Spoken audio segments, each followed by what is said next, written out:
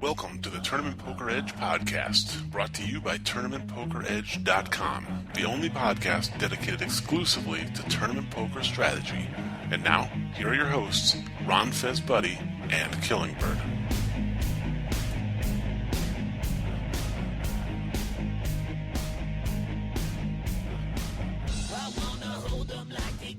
Hello everyone, welcome to the Tournament Poker Edge podcast. Killingbird here, Ron Fez-Buddy is here, Yo. And special guests.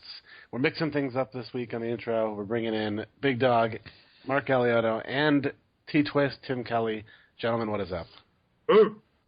Hi. It's very tight in this booth. Wow. We all share a headset and a mic. Are you calling those three guys fat? No. No, I think average weight. Average weight is at least 250 between the three of us. Yeah, Jim's lost a little weight too, but he's still pudgy. What about me? You're I'm always pudgy. I'm 230, 6 foot 230. Casey's probably at his playing weight. I've been watching him go. Casey, you've been losing weight, right? Oof. Yeah, about 285 right now. Last year I played the series at 340-ish. Wow. Bravo, sir. I can't notice a huge difference though. Other people tell me about it. Like I went golfing the other day and somebody said you're looking good and stuff, but I don't really see a huge difference.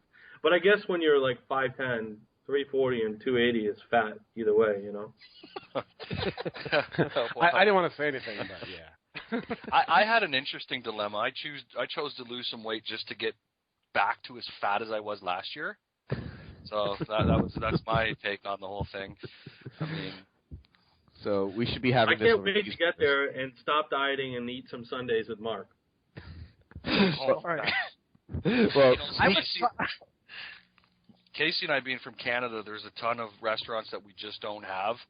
And for the last few weeks, I have like Jack in the Box on my mind and In-N-Out burgers, and it's dirty. But I see a 4x4 in my future.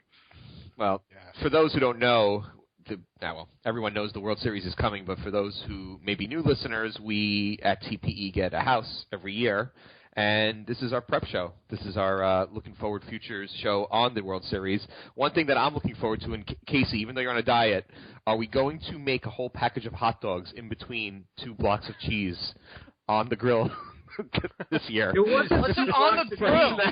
For a snack. It wasn't on the grill. In a frying pan. In a frying pan, sorry. No. It was even better than that.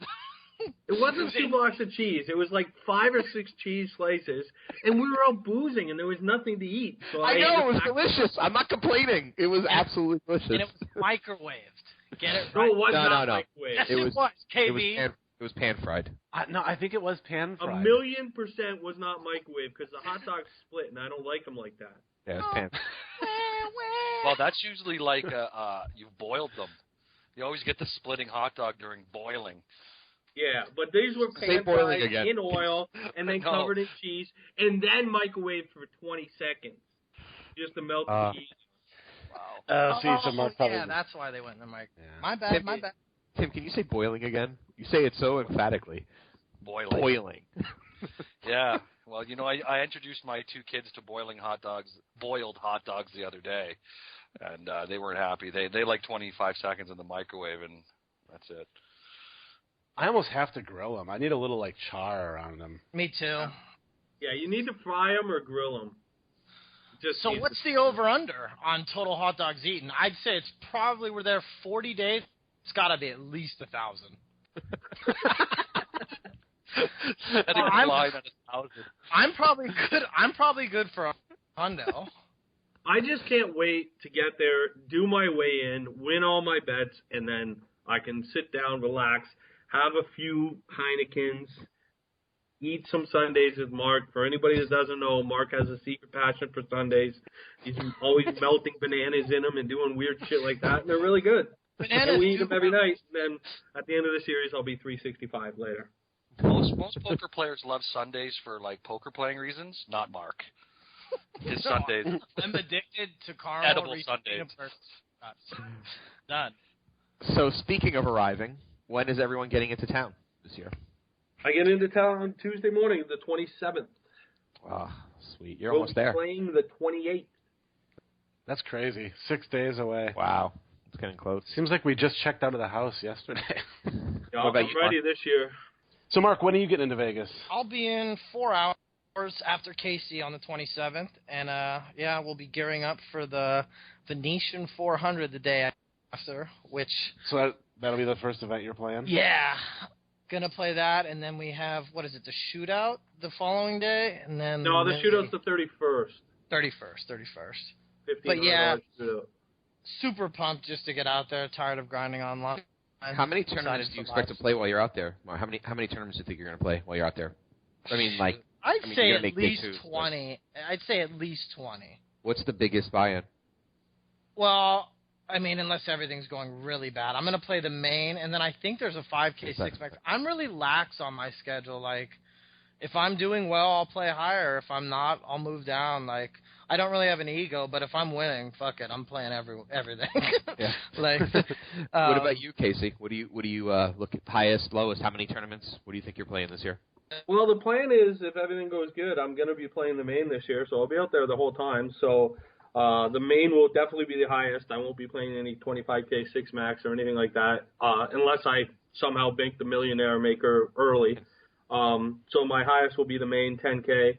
And then I plan on throwing in a lot of Venetians and wins and some of the other tournaments.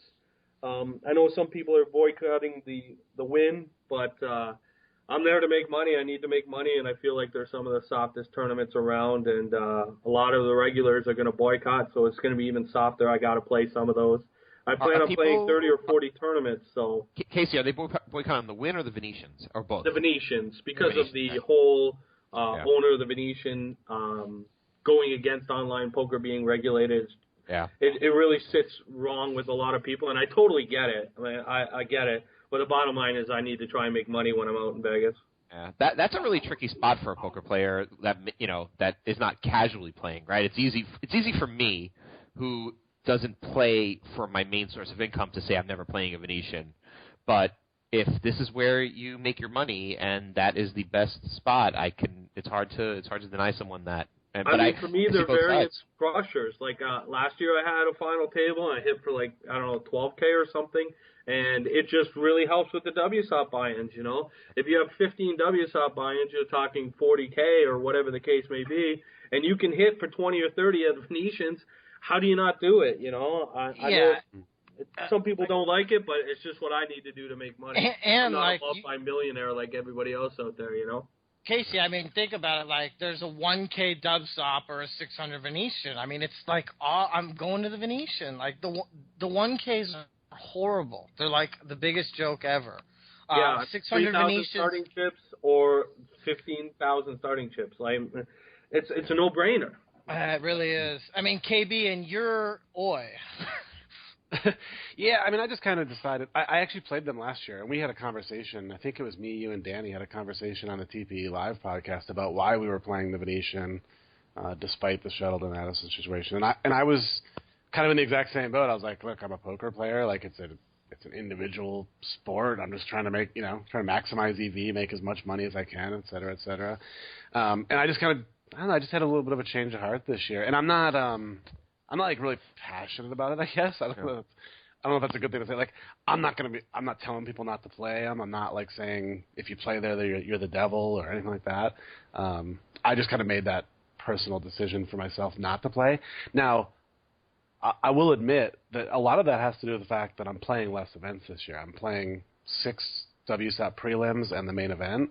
So I'm spending a lot more money, but playing a lot less events. So in a way, it's kind of like I might not have played them anyway, just because of the way I decided to do my schedule this year. So what are you doing aside from that? You're just playing those tournaments, like you're taking the days off? You're not going to go to other casinos or the Rio Deep Stacks or something? Oh, yeah, you're up playing some Rio Deep Stacks, right? Yeah, I saw a little action for 6 Deep Stack events to mix in there as well. So I shouldn't say I'm only playing 6 prelims on the main, because I'm going to mix in 6 dailies at the Rio. What's the Rio Deep Stacks? It's like those 265s that run every day, or it's like a 265 and a 185 or something. Oh, that's the nightly. Yeah. They have like 3 of them a day. Yeah, like noon, 2, and 7, or something like that. Right. Or 2, 5, and 7. But to be clear, though, that deep stack, I mean, they call Venetian deep stack. Venetian is the real deep stack. That becomes a turbo later on. Just to let everyone know. You can't beat the rake on the Rio deep stacks. It's like $65 on 235 or something like that. $65 on, Yeah, they're a little more gambly. They're definitely soft, but they are like a turbo, especially towards the end. But it also provides you an opportunity to win a lot of money in one day. Yeah, I mean, it could be good if you're like a turbo specialist. It might be great for Danny, you know. It is, and the play is absolutely atrocious. I know it's fashionable to say, like, you know, casual players play really bad, but in this tournament, I've played like 4 or 5 of them, and they're just really, really awful play. So this is definitely an edge there for someone who knows what they're doing with the short stack. Yeah. So I have my schedule pretty planned out, but I'm open to the idea that, you know, there might be a day where Mark's like, I'm going to go play the 500 at the Wynn. You want to go? And I might just go play it, you know. Right. We'll see how it all shakes out. That probably will happen. I'm actually a little bit excited about having more free time because last year was so packed that it was really hard to get, like, TPE work done. You know, it was hard to find time to do a podcast or to write a blog or to answer questions in the forums. So I'm actually kind of excited about having days off here where I can actually just sit down and work on that kind of stuff. I plan on having a lot of Sunday hangovers. Yeah. I'm going to have a lot of just regular hangovers. 6 hangovers a week. Tim, I want to hear your opinion on Venetians and what you're well, playing. It's just I'm kind of like Derek. I put out a package and it got eaten up, and it doesn't really have a whole ton of Venetians to begin with. So it's not like I'm making some kind of stance. It's just that's the way my schedule is falling out. I've been in Vegas like every year since 2007, and the approach that I'm taking this year is something I've always wanted to do. It's not the greatest approach or the smartest approach with your money, but it's a shot that I've always wanted to take. So I get in on the 28th, and my first event is the next day, the 1K. So I sold 8 event 10K total package for 8 different events. So 4 1Ks and 4 1500s. But would you be willing to play a Venetian? Like, are you like, I know you're saying like you're not going to play them, but like, would you still play it? Like, if you had a day off or something, would you be willing to play one? I'm just curious. If you were there all summer, there was like Casey made the point. Like, there was this debacle going on last year, and I did play a couple Venetian events. It seems to have heated up a little more in the last 365 days. There's been more like promotion from the Adelson side of things to really put a black eye on online gaming. So I guess as he's ramped up his efforts, I guess in my head I was reluctant to play Venetians because of what's going on, and I designed a package accordingly. I mean, I'm not trying to like dance around the topic, but I just they're not in my, they're not on my radar now because of what they've done. It has nothing to do with. But the other thing that I've noticed this year is Wynn's going to have guarantees. Planet Hollywood's got a big guarantee going on. Aria's got some big guarantees going on. You'll be able to bounce around and almost find some really good guarantees without having to play the Venetians. Yeah, the Aria series looks really sick.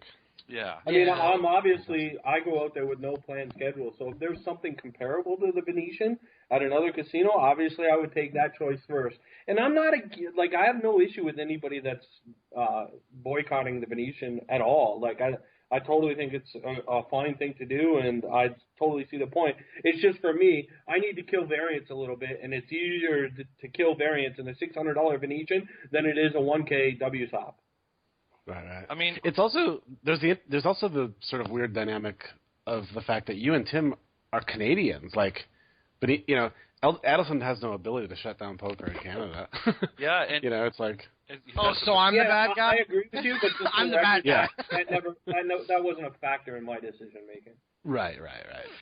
Yeah. What about you, Diego? What are you playing this summer? Well, I'm not going to be out there for as long as you guys, so I'm coming in for the first couple of tournaments, and then I'm coming back for the main event. So for me, it's the Millionaire Maker, and then if I don't make it to day 2 of that, the 1K the next day, and then back for the main event. So it's pretty short, condensed schedule for me. So I guess don't worry, I'll make time to make hot dogs for you when you're out there. Yeah. I get in Friday night, So it'd be awesome if there was like a pack of hot dogs waiting for me. Friday what? What? Dude, there will be hot dogs. Casey and I will buy at least 60 on our first grocery shop. Like, no joke. Friday the what do you get in? The 30th, the first week. Oh, Right. okay. Yeah. Hot dog. Hot dog We'll party. have different kinds Ooh, of that's weird. hot dog buffet. Sausage It's gonna be a party? sausage fest. I can't believe I just called for a hot dog party. Everybody in the pool. I deserve to be beaten up. Hey man, why you got your shorts on? This is a hot dog party. Let's go. So I don't know. Mark said he's going to have 1,000 hot dogs while he's in Vegas. I know. I So said I'm I'm for 100. I said over under on the house is 1,000. I think that too. He's going to have fun while he's there. Over. my question is, I guess we can take the main event out of the question because I think that's probably the answer that everybody will give. But what event are you most looking forward to? I was going to ask the same exact thing. No question. I think me and Mark's is the same. The $1,500 shootout. Oh no, that's not mine. Oh, mine for 100% is the deep stack on the 26th of June. Oh, And the with 1,500, but you start with 15K. 15. Yeah. I think that's really going to be like that's one of the biggest complaints there's always been is the short stacks that you start with at the World Series as opposed to like all the deep stacks that go on. So to sit with 15K starting stack at and have an hour of 25, it's just going to be unbelievable. Yeah, that'll probably be your high point for the series. So I ran my stack up to 15K and a 1,500. Oh, yeah, they started to go. I generally agree with you that having a big stack like that is going to be fun, but 15K at 25 actually seems like torture to me. Oh my God, it's heaven!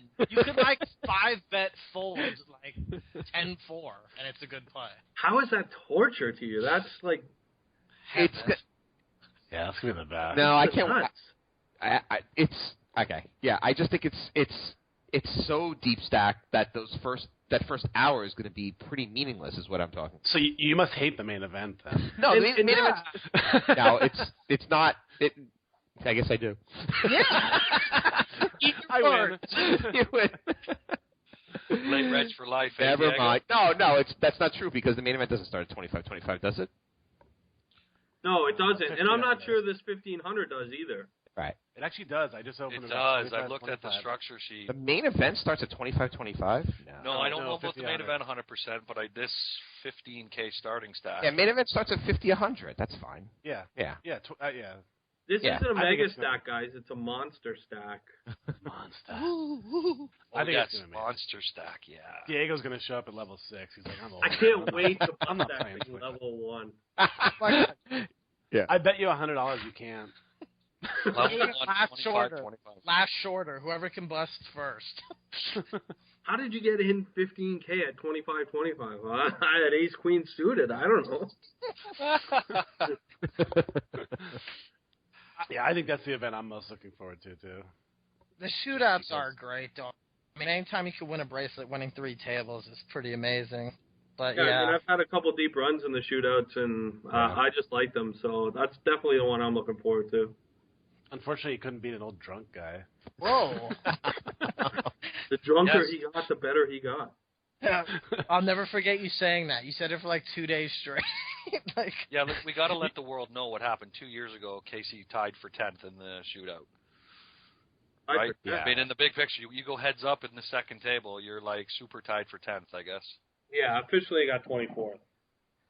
But I lost Oh, to Lane Black on the second table, heads up, and I mean I lost 2 flips. That was the key, but he's just started 3-betting and 4-betting and 5-betting junk because he was hammered. Casey was like a boxer after a really rough fight. He was just kind of walking around he just kept getting better, man. He just kept coming at me. I never fought someone that hit that hard. Yeah, he's definitely an accomplished player. He's got 4 or 5 bracelets, I think. Lane He had a Flack, great and- series that year too. He had a lot of deep runs. Yeah, I think he owed So 1 million many- people money too. Oh, did he? Oh. Well, there were so many people on the rail, just we're really pulling for him, man. I'm like, well, either they like him or he owes them money. One of the two. Oh, that's Funny. could So be. then KB, when is the TPE member party? Because that's coming up not right away, but fairly early in the series, right? Yeah, June 6th. We're going to all meet up over at the Gold Coast Casino Bowling Alley. We got trophies and everything. It's going to be a pretty epic. You guys did a great job with the trophy titles, I have to say. I got to give most of that credit to Tim Kelly. I had some general ideas, but he actually came up with the trophies themselves, and I think they're going to be pretty badass. Yeah, save them Yeah, for so the. if you want to see what we came up with, you got to show up. Yep. Yeah, Yeah, so it's gonna be a blast. I mean, this is our 4th TP party, I believe, and they've been just getting better every year. And this time we're bowling for the first time, so it's gonna be a little competition between everybody. Never hurts. And yeah, so yeah. Hope they have hot dogs there. We probably won't bet on the bowling games either at all. Yeah. no, can't No see any prop betting. I'm not betting. Casey's No probably prop hella good. I want to back Casey's side. Guys like God at every fucking game there is. I've been hitting the bowling alley every week for the last 6 months. Yeah, since the rumor got started that we were bowling this year, Casey's been knocking them down. So, Mark, do you bring out that thing like? that Oh you wait, bowl on what? top of? What? I already know. I was waiting. The ramp? So when you bowled, do they bring out the ramp for you? Do they have shoes your size, or do they have? Oh my shoes God, your it's so funny. When I was a kid, I literally couldn't get a shoe born. Like I'll never forget that. Bowls between his legs. I am the shits at bowling, though. I'm just gonna drink. I'll just make sure everyone's having a good time. I'm not good, Mark. We should bet. No, I want to back your side. You can't hustle me. I'm junk at bowling, straight up. So am I. We should bet. Apparently Danny's a sicko. Oh yeah, actually, you should take Danny's side. National champ when he was 5. Yeah, but for the American listeners, it was 5-pin bowling, which is popular in Canada, not so popular in the United States. And also a totally different game. Yeah, it's I always play 5-pin. That's where after every time you throw the ball, there's still 5 pins standing. Oh, different game? Weird. Yeah, I'm horrible. So, what else do we need to talk about? It looks like the stress balls have also been ordered. We talked about this. Oh yeah, we have a fresh supply of stress balls. Great, take another one of those to the dome. Although last year when we got into a little ruckus, I gave KB the littlest love tap, and he complained and said he couldn't sleep for like 2 weeks. Yeah, you punctured my gallbladder. I had to have it removed 6 months later. I never did that. I barely touched you. I saw it, and I can confirm that you hit him harder than you think. No, what are you talking about? First of all, forever he's like, "Oh, Casey punched me. It hurt so bad." Blah blah blah. And I didn't even punch him. I hit him with my knee. Oh, that's softer than your fist. But it was like just a little tap. No, I think I don't even know if this is interesting to listeners, but I think what happened was it definitely hurt a little bit, but then I started having all that stomach problems that eventually did lead to surgery 6 months later. So I think it was just it was kind of coincidental because then I had that stomach pain the entire summer, and then obviously went home and Just a little bit. Oh, I heard about. Oh, it was bad. Go to the hospital. Oh. Well, every year somebody has to go to the hospital. Oh my God. I don't know who. I'm pretty sure it's Diego's turn this year. Yeah, knock on wood. I haven't been yet. Knock on wood. I have, and I was told I had heartburn. I need to go to 7-Eleven and get $1,500 Rolaids. Fuck it, I don't care. I'll say the story. So I had a hernia before going in, and like one night I'm in my room, and we're eating fried fucking wings every night, like drinking beer, like hot our dogs. diets are not good. So I'm up in the room, and I'm like, man, my stomach's hurting, and I like start heavy breathing, and like. There's only person that's going to get up and take me to the hospital is KB. So I knock on his door. I go, KB, take me to the hospital. So I go to the hospital. Like, I think I have an end-strangulated hernia, some stupid shit I read on Google. The doctor, I'm like, man, I think I'm having a heart attack. Something's wrong with me. Hernia, I don't know, man. He goes, oh, I think you got heartburn, man. It's the 7-Eleven across the street. Shit, you not. 2 months later, I get a bill. It's like $800. Just... Wow. They couldn't even give you the Tums at the hospital for $800? It was so sad. And Derek was scared a little bit, man. He's like, oh, honey, Mark's, it's not looking good. wow, for a second there, I thought he referred to you as honey. Yeah. So who was he talking to, Mark? I called his This mom. is awkward. I called his mom. No. Mom, listen. Honey, I knew you and Derek were really good friends, but I didn't know he was your honey. Oh God, too funny. But yeah, that's the hospital story that they're talking about that they didn't want to say. All right, so assuming everyone makes it through without any major injuries and we make it to the main event, I want to ask you guys, what's your prediction on the number of entrants this year? Considering that it's now the $10 million first place guarantee, is that going to impact it? And I think, what was it, like 6,300 something last year? Yeah, I'm going to go with 6,500. I know that's probably a standard answer, but no, I don't think it's going to be much higher than that. It was 63.52, so you don't think the $10 million is going to make a big difference? And I tend to agree with you on that, but no, because it's $8 million otherwise. Like nobody's going to go, I'm not playing until they up to. That's exactly what I was thinking, but I have a reason to believe actually it will be more. But let's see what other people think first. I have a prediction about this. Okay. I think it's going to be over 7,000, and I think it might be. I actually think it might get close to 8,000. Prop bet. I'll take under 8K right now. I'll take under 7,500 right now. I'll take under 7,499. How about 7,200? No. I like that number. I have three main reasons why I think it's going to be higher than maybe some people. Can't wait to hear these. First of all, the economy has gotten significantly better, so people have more money. People got their full tilt money. Ooh. So there's going to be some. The third you're going to say, I completely agree. Not a huge impact from that, but there might be 30 people who play it because they got. The only people that got significant money because of the full tilt have relocated anyways, and I think you're way overestimating if you think. I agree with that. But the biggest thing will be satellites, which WSOP.com in New Jersey has been running satellites. Bovada's running satellites, and WSOP.com in Vegas is obviously running satellites as well. So I think there's going to be. I don't know how many. But right. It might get close to 8,000. I'll take under 7,500. All right, so I think I would do it at 7,250. Wait, so what did you say, Casey? You think it's going down? 500. 65, and Derek thinks it's going to be like 18,000, and then Mark, what do you think? I think it's going to be a little higher than last year, but I don't think the 10 million has anything to do with it. I think the satellites on the U.S. sites is going to help. So what's your number? I'll say 7,000. Okay, and Tim? That's exactly my number, 7,000. That's right, Tim. Yeah, I say. And again, it's the satellite thing I completely agree with. I mean, I spoke to Derek and them guys about playing satellites at the WSOP, and Derek's like, "Why? You're in the state of Nevada. Open up a WSOP account and just play any of your attempts to get into the main online." You need to show residency. No, I tried to don't. play on that site last year, and I wasn't allowed. You needed it last year, Case, but not now. If you're in the state of Nevada, you can play. Yeah, you can play. You don't need. That's true. Yeah. Because last time it was something like you had to put in a phone number, and it had to be a Nevada registered phone number. They called you. That's what happened to me. I'm like, I have a Canadian phone number. They're like, nope.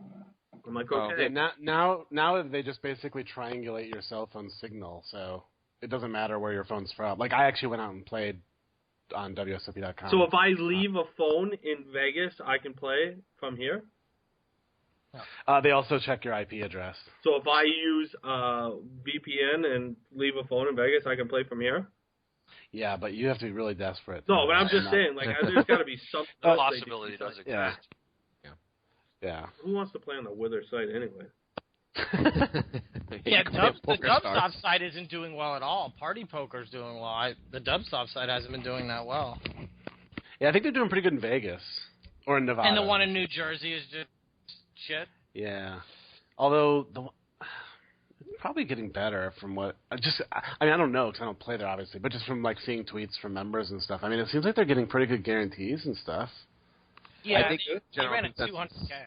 Yeah, the consensus is that it's below expectations, but it's still a long game, and that's they expect it to be low. I don't think this low, but that doesn't surprise me. But getting back to the main event, I think I agree that with you, Derek, that all those factors will raise the numbers a little bit. I think you're overestimating. I'm guessing 69-22. That's my guess. 69? Whoa. That's only a couple hundred off of where I was at. Oh well, if you're getting that specific, 69-22, I'm going 6,501. Okay. I'll put my official guess in at 72-13. Oh, that's way off. You said 8,000 a minute ago. Well, no, I said I wanted to set the over-under at 7,200. Okay. I said I thought it could get up to about 8,000. I don't necessarily think it will. But I think it... Well, I think it could get up to 47,000. No, it couldn't. They don't have that many seats in the Rio, so suck it. Whoa! And now, what day are you guys all playing? Which the starting days? Haven't even thought about it. 1A. Marc has me 100% convinced to play 1A. There's more days off. The main event is a drag. Like, it's long days. Like, get home, can't go to sleep because your brain is working on overdrive. Are you really going to get any benefit from 2 days off right after day 1A? No, I think you could do day 1B and get the 2 days off if you make. Well, the second day you could have a hot dog fest. I'm doing 1B. Which, 1B. explain to him, 1B gives you 2 days off. It gives you one in between 2 and then 2 and then 3. That's right. I think that's the perfect schedule, especially since I'm traveling in for it. And isn't 1A? Yeah, 1A, if you're traveling, you have to travel on 4th of July to get to it. So 1B just makes a lot more sense. Yeah. I actually I have to play day 1A because day 2A I have a big appointment at the Spearmint Rhino. I think that's what it's called. So I can't play 2. Oh. I'll be probably doing 1A just because that's what Mark's doing. Tim, what about you? Well, I'll be. Oh, you might. Go ahead. I was gonna say your main event is dependent on an early success. Is that the deal? Yeah, I mean, I'm going out there for like 2.5 weeks to start, and then, I mean, if everything's great the first 2.5 weeks, I won't be coming home. We'll just keep rolling. But if it's mediocre break even, I'll come back on the 25th for the 26th. After 2.5 weeks and not coming back. Yeah, it could be. It could be. Tim, Bovada's running these. They have like $75 Satis, and may as well tell TP Nation as well. They run $75 Satis, 35 Satis, to I believe a 470. Was it a Mega KB? Yeah. And they have What's 2 the of Mega those. KB? Well, that's Derek's name. Actually, let me check this out. We'll give Bada a little press. Shoot, they pay. Bovada for a long time were not accepting Canadians. If you're Canadian, you couldn't play. So I just never ever thought about it. And then I reopened my account after years and years and years, like literally 6 or 7, and I had $500 in there. Whee! Yeah, June 8th. June 8th. It's 500, and there's a tough bunch of tough players. Players 001 and 003. But yeah, so you should try to get into that. I think they're also doing a May 26th one, right? Yeah, let me check that. May 26th at 8:33 p.m. I'm flying out at 7 in the morning on May 27th, so don't think I'm playing that. Yeah. And the Rio are great too. I mean, even the sit-and goes, but I'd rather play the Megas like 500. Yeah. But I mean, if I'm fortunate enough to play, I would just play day 1A. I would just because you want to go to the Rhino. Because you have to come to the meeting with me. Never been there. I mean, I might have to check out the environment with you. I could be talking. Cool. I just think there might be a little more, just because the online stuff I think is going to play deeper, so you just have a little more of a skill edge, I guess. Because those live satellites, holy shit, are they ever push fast? Yeah. Which is not a bad thing necessarily. It's just obviously not my variant. Actually, I have the structure open on these. It's $300 buy-in. These are the live ones. $330 buy-in, and it's 2,000 chips, 30-minute levels. So that's pretty. Yeah, and and the fact that we cut our teeth playing online, we might have a small edge there as well between guys who show up to Vegas, who are live grinders who open an account to try to SATI in. There might be a small advantage to the online player, but no, I'm talking about these are the live ones that in the Rio. No, yeah. I'm just saying. Online ones. Gotcha. Right. Yeah, I think I played one. You're right, Derek. They're just push fold fest at the end. I mean. Yeah, I played 500 and played 2 levels, and then I had 18 bigs, and I got in with ace queen or something and lost. I played one SATI in my life to a mega SATI to a main event in my life, and there was 1 seat, and I won it later. There's also a 550 with 4,000 starting chips every day. So nice. If I bust out, I might just jump into one of those. Yeah, and the sit-and-goes are easy too. Yeah, I was going to say, what about the sit-and-goes this year, Mark? Are you going to be playing any of those? I know you played a lot the first year, not very many last year. I played 1 last year. No, I mean, if my back's messed up, I'll play them, but I'm planning on just MTTs. Been playing MTTs all year, so I feel like... A lot of people your height have bad backs. So true. How does a midget have back problems? Makes no sense. It bugs me every day. I'm telling you, I don't get it. No, it happens to a lot of people that are 4'6". 4'8", man. Fly by combat. Oh boy. What else do we have? Let's talk about Casey's hand where he tried to punt. Yeah, I guess we should probably jump into a little bit of hand action. All right. Okay. Let's do that. We're actually going to, after the break, we're going to come back with a proper strategy segment with Ben Warrington, but I think it would be worthy of going over this hand because you actually posted this on Facebook and Twitter, right, Casey, and got a lot of response. A lot of chatter from a lot of regs about it, so yeah. Cool, yeah, this could be interesting. So why don't you go through the action for us? All right. It was the 215 scoop, basically the Sunday warm-up with an extra few thousand players. It was fairly early. The blinds were 100, 200 with a 25 ante. I was in the hijack, and it was folded around to me.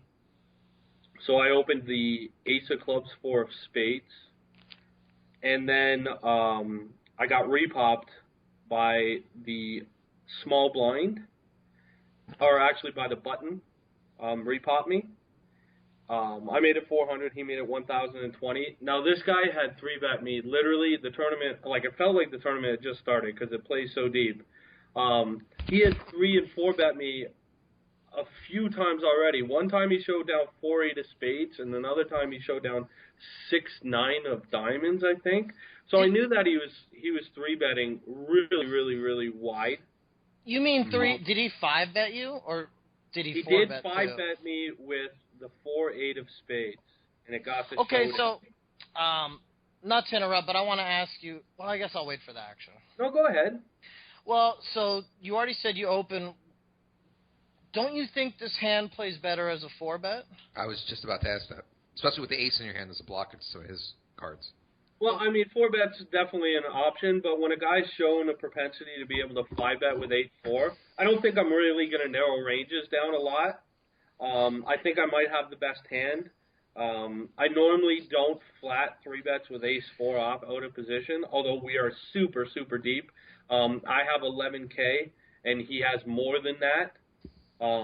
So we're really, really deep. That's actually why I'm not really sure I like a 4-bet here because it kind of opens you up to a light 5-bet, especially if he's as ag as you're saying he is. Right, he's already 5-bet me pretty light, so I'm not sure I'm going to narrow ranges that much by 4-betting, so I just decide to flat. And you're not flatting because your hand is strong. Explain that to him. You're flatting because you're the big dog and you destroy people.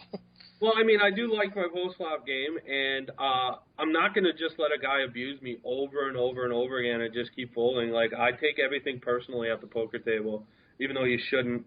I'm just like, fuck this guy. Yeah, and you're not flop dependent. That's the thing. Casey doesn't need to flop an ace here. He doesn't want to flop an ace here, in fact.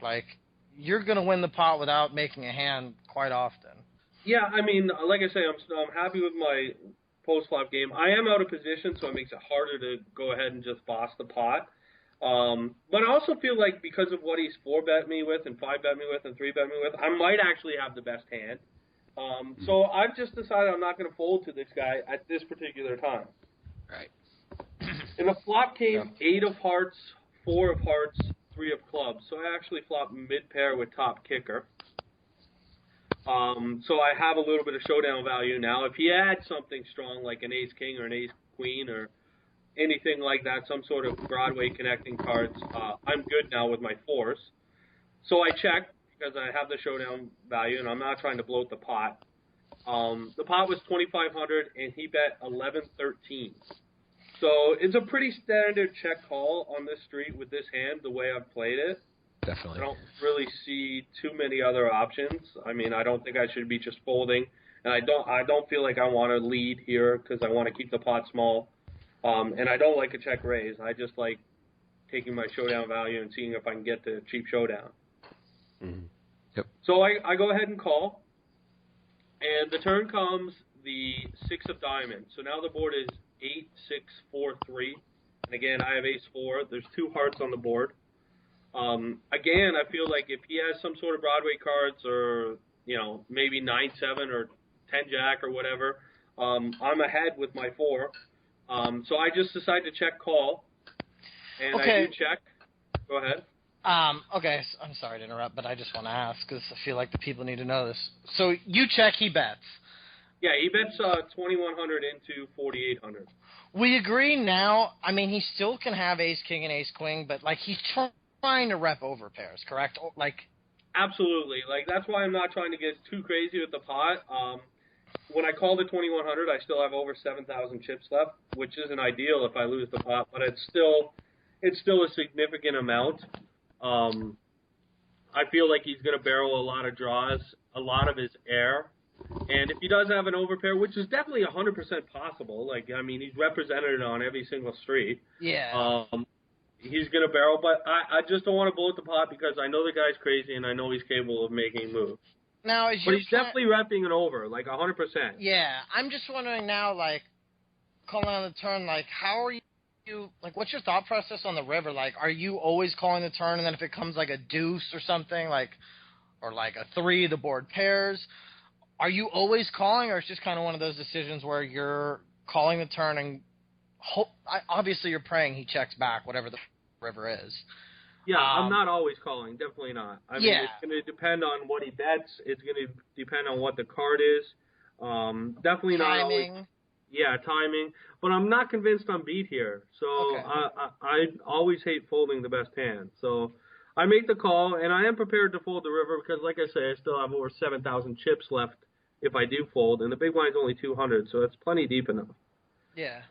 So I do just call, and then the river comes the king of clubs, which, I mean, if he did have ace-king or king-queen suited or something like that, he just got there. So, I mean, when I first seen the card, I considered repping it. Then I just decided to check. There was 8,900 in the pot at this point, and I checked, and he absolutely smashed it instantly. He snap shoved 10,000 chips, which is over a pot bet. Although I have less than pot, so it's not quite a pot size bet effectively. But he just shoved it in, and my thought process at this point was. Hey, Casey, before you say it, can I just take a stab at the thought process, see what you think of it? Sure. So, first of all, I mean, I probably fold here because it's just, it's incredible to put your tournament on the line with this, and I know you have more ability to do that than I do. But I'm looking at this, and like he's putting me most likely on something weakish that it just wants to get to showdown, and I'm thinking, right? Like it feels like I have I hit a piece of this board, or maybe I have like 7s or 9s, and he feels like I have exactly what I have. Right, exactly. Like it's just like a really weak piece of this board. I have some sort of small showdown value, and I'm trying to get there. And he's repping 9s is also small showdown value. Right, that's what I mean. 9s Nines and 10s are small showdown value based on what he's repping. So when he smashes it here, like, wouldn't he be betting much smaller if he was trying to get value from a 9, 9s, 10s, a pair of 4s, a pair of 8s? Like, that's I don't think he's ever jamming 9s and 10s here. I don't know. Maybe he is. I don't think he is. No, but if our range is heavy in like a one pair, like a medium strength one pair hand, he should not be jamming here because if he has value, if he has a hand that's getting value, because we're full too much. Most players will fold here. Well, that's part of the reason I make the call. I mean, if he bets 42.50, I probably fold. That's exactly what I'm getting at. It doesn't feel like a value bet at all. Right. Well, if he bets 42.50, he's like committing himself to the pot, and it looks like super value. So my thought process basically was the only things he can have here is a straight. Somehow he a straight, or a set. He flopped a set and he continued barreling, but he should never have 9s, 10s, jacks, queens even, and be ripping that because the king is a scare card, and you're just not going to rip your whole stack going for value with an over on the board. Like, I never think it's that. Yeah, the only king I think he can have is like ace king or king queen. And then I'm not even sure he's going to rip like that. He's still going to value bet. Sets are like really rare here because that would mean he'd be 3-betting. I mean, people do it, but like I'd say he could have king. King makes a lot of sense the way his line went. If he actually did have the hand he was repping. Yeah, but I mean, I'm saying 8s, 3s, 4s, 6s, flop sets, turn sets are a little. I mean, it's a possibility. I agree. Doubt. I agree. Yeah, I agree totally. It's a 3-bet pot, so I think if Casey has a super strong hand, at some point he's going to be making a move too. So Casey just seems like a 4, 4s, a 6, an 8, and how can he get value with 10K from one of those hands unless you go to the 5th level here and think Casey's going to think exactly what he did think. I mean, to be honest with you, the guy's thought process was probably dead on this whole time. Yeah, he's like the play is fine. Yeah, his play is fine because he really probably has me on pretty much the hand I have. Maybe even ace-8 or 7-8 or something like that. But something that he's trying to get me off of because he knows I'm not that strong because of the way I've played it. Right. The only hand I could really have where, is maybe it's more likely I flop a set because I'm going to flat a 3-bet with 8s, 3s, and 4s. Exactly. So it's more likely I have that. But then I'm going to lead the river. So I'm like, his play is pretty fine here. Just mine is better because I just don't believe him. Well, my question is, if this guy does check that turn for some reason and then bets value on the river, you're just getting out of the way because it's probably. Yeah. If he takes a different line, then probably if he checks the turn, maybe I might possibly think the river, and then you're like, that is a crappy card. He may actually think that it may actually make me think that he had a heart and wanted a free card on the river, so I might call. Depending. The only way I would fold here, I think, literally is if he bets 4,500 chips or something. Yep. Makes it look like super value. Right. Just the way he just snap crammed it, I just felt like I was good, so I made the call, and he had ace-7, and I was good.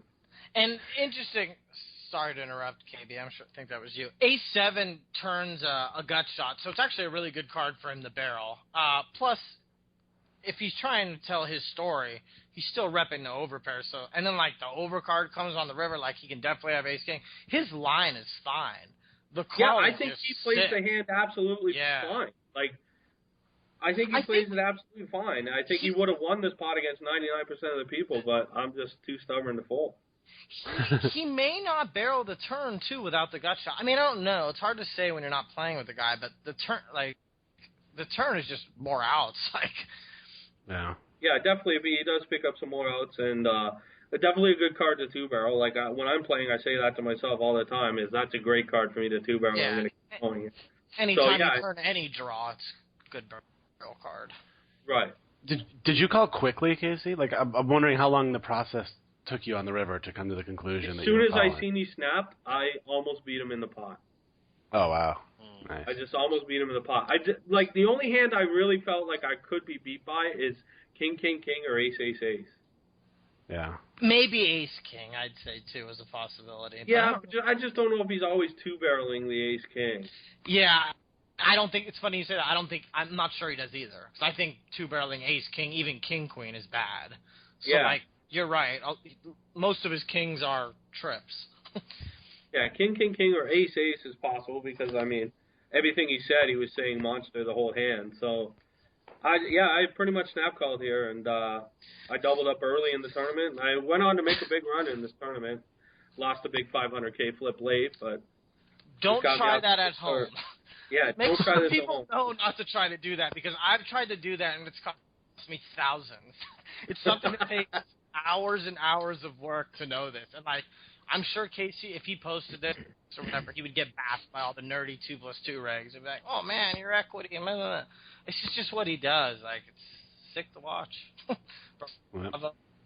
Still play. I thought it was pretty impressive. I'm glad we got a chance to kind of go over it on the podcast. Definitely. Cool. All right. Well, see you guys in a week, I guess. Yeah, absolutely. It's been fun, boys. Whee! Yeah. Looking have forward a safe to trip. it. Looking forward into getting my weigh-in done. Looking forward to eating some carbs, preferably Sundays. Yeah, there's carbs. Cool. Well, like I said, obviously we'll be doing the TP live podcast from out there. So if you guys want to keep up with what all these guys are up to in terms of results at tournaments and what's going on around the house and all that stuff, you can check that out over at tournamentpokeredge.com. And you can also follow all these guys on Twitter and see what they're up to as well. So we'll wrap it up there. We'll take a quick little break, and then we'll come back. We'll bring in Ben Warrington, catch up with what he's been up to, talk a little strategy, and see what he's got planned for the World Series as well. We'll be back on the Tournament Poker Edge podcast. Later, boys. See you guys next week.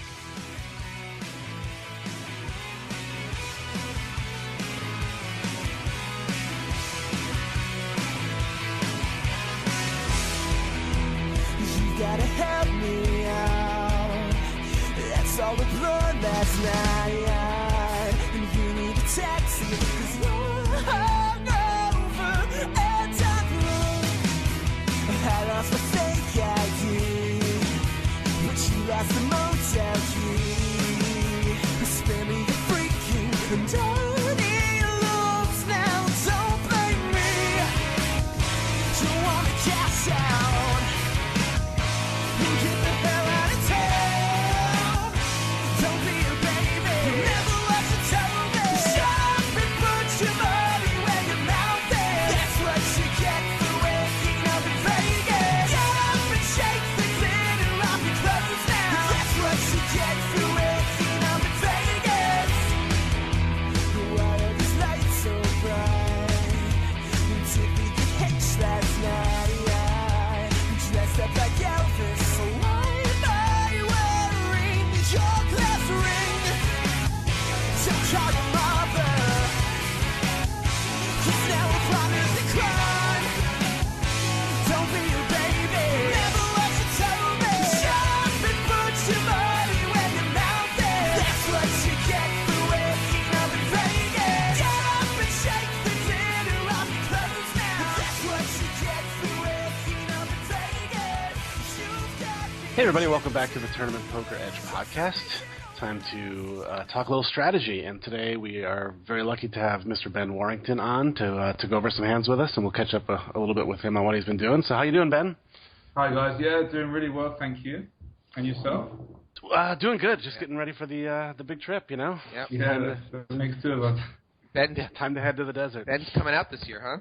Yeah, I am. I'm going to be there from the Millionaire Maker and hopefully stay for the majority of the series. I mean, call me optimistic, but I'd kind of like to just blink a bracelet or two, then maybe go to Brazil for the World Cup and come back to the main event doing that. That sounds like a good plan. I think, I don't think anyone else is thinking that way. So I think you have that to yourself. I love it. We'll see. I'm a dreamer. Awesome. Well, welcome back to the stage. You didn't play as much last year. You didn't do the full World Series last year, right?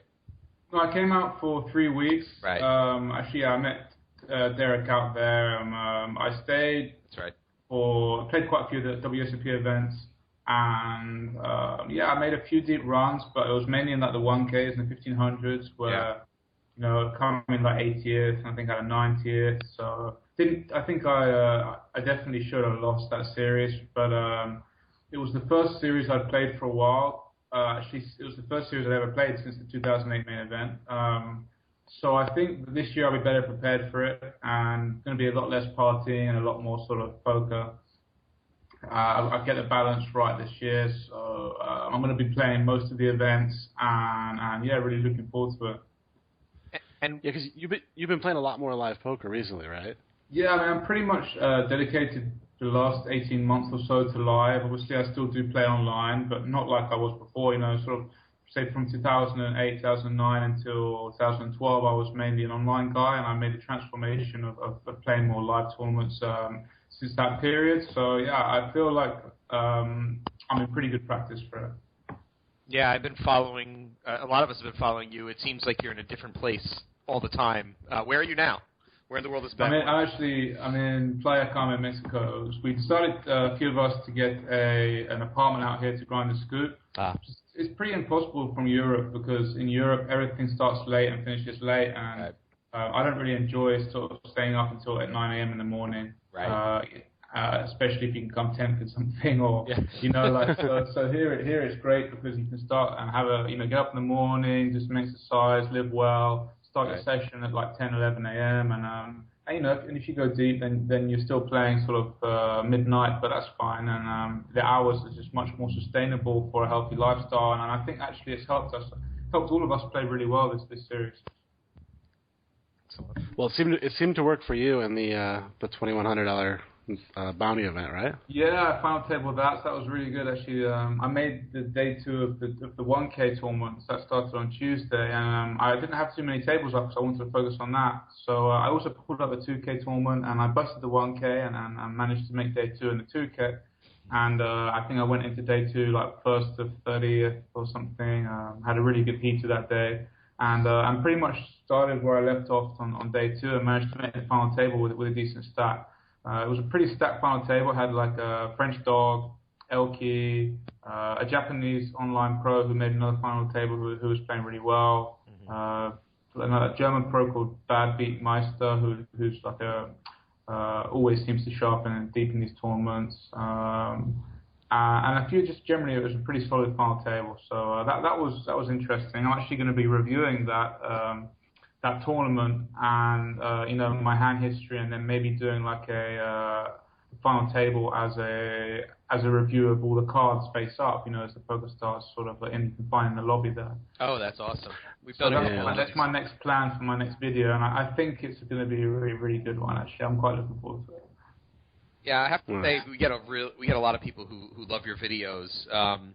I don't know if you remember this, but there was when your last video series, there was a massive wave of discussion around the King-Queen hand. Oh, really? I don't know if you were aware of that, but like people were texting me. I'll dig it up and when we close the podcast, I'll remind people which video it was. But I was getting people texting me about that hand and the call you made. I think I shoved the river, and it was just a spot that didn't make any sense. Yeah, to me. I mean, you folded like I don't know, maybe 5 big blinds or 6 big blinds. Like it was amazing. I couldn't think of him having a hand he could bet call there, so I was like, well, this is going in, and I think it was like in the first part of my video, so that was probably the only actually interesting hand I played all that video. It was good enough because I was getting people texting me about that hand just in the middle of the night randomly. Awesome. So now, since we've talked to you, you have had the Scoop score, which online-wise is very impressive. But you also had, for those of you who don't know, Ben, final table in EPT main event, right, in Prague? Yeah, well, I was playing began to play a lot of live tournaments in 2012, and got a little hit by variance in them, as you do, because you can't put too much volume in. And I came into the final month of the year really desperate for a live result. Unfortunately, it came sort of in the last tournament of the year I played, which is the EPT Prague main event, and I got 4th in that. So that was a pretty huge boost for me in all respects, really, in terms of mentality, bankroll, confidence, and yeah, that was definitely an influential result in my career so far. And that was the final table. It feels like a long time ago now. Yeah, it kind of was. It took us way too long to get. Yeah, it's been like almost a year and a half. But yeah, actually, Diphthong Marc was on there as well, and we played a lot. We played a lot of poker together that tournament. He was on my left for the final two tables. I was crushing until then. Until the final two tables, I was just cruising. Uh-huh. And I had like 3.4 million chips with like maybe 18 left. The tables broke. Diphthong came and sat on my left, and life got difficult. Yeah, I was just sort of waiting for the right hand against him. I didn't really want to commit my stack there with without something that plays pretty well against a calling range. Yeah. Mm-hmm. And that hand never really came. So a lot of the time I was just like opening, and I think I 4-bet him once and had to fold to 5-bet. So I was playing pretty cautiously against him because I just recognized how much of a boss he is, and I didn't really want to get in a big confrontation against him and bluff away sort of a big portion of my stack, because I think momentum is a big part of those tournaments. Yeah. So let me ask you, Ben, someone who went from online to live and has had success in both arenas. What's something you realized, maybe not right away, but as you got more and more live experience, that you realized that was very different about the two types of games, or instrumental to becoming, really good at live poker? Yeah. And I asked that in preparation of the World Series, where a lot more people are going to be playing live. I think there's quite a few things. I mean, obviously, you can't underestimate how the live tells, and really looking out and making sure that you're picking up a lot of the information that the players are giving out. I think by doing that, you can probably speculate a little bit wider post flop than you can do online, and make a few more bigger plays in that respect. Because if you can really use the information correctly, there are some guys who you shouldn't be losing a big pot against. Right. Right. I think that also. The thing that I'd say I've hit the nail on the head in my head when I think like the key to being a good tournament grinder in live circuit is really finding that balance between accumulating chips and actually grinding. Right. Because I think far too often in my first maybe year or two of playing live tournaments, I just tried to accumulate chips just too fast and tried to take too many spots, and I think finding that balance between accumulating chips and patience is really, really, really important for tournaments, because they do last, days and days. So, right. Obviously, getting deep enough at a time and putting yourself in a good position. I think if you can stick to sort of that, if you can find a balance there between those two, you're going to be able to do that a lot.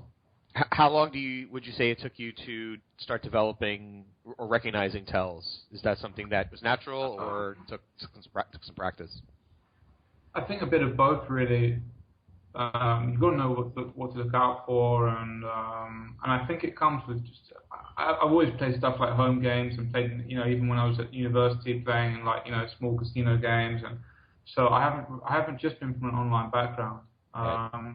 But definitely there is a lot to learn in that respect, and not just also how you conduct yourself and how you handle your own chips. Right.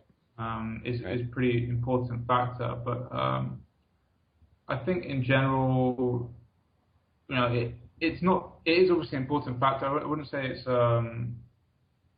it's something. I wouldn't say like if you can't get live tells and you can't go deep in a live tournament, I wouldn't really suggest. I wouldn't really play that, but I think it is important.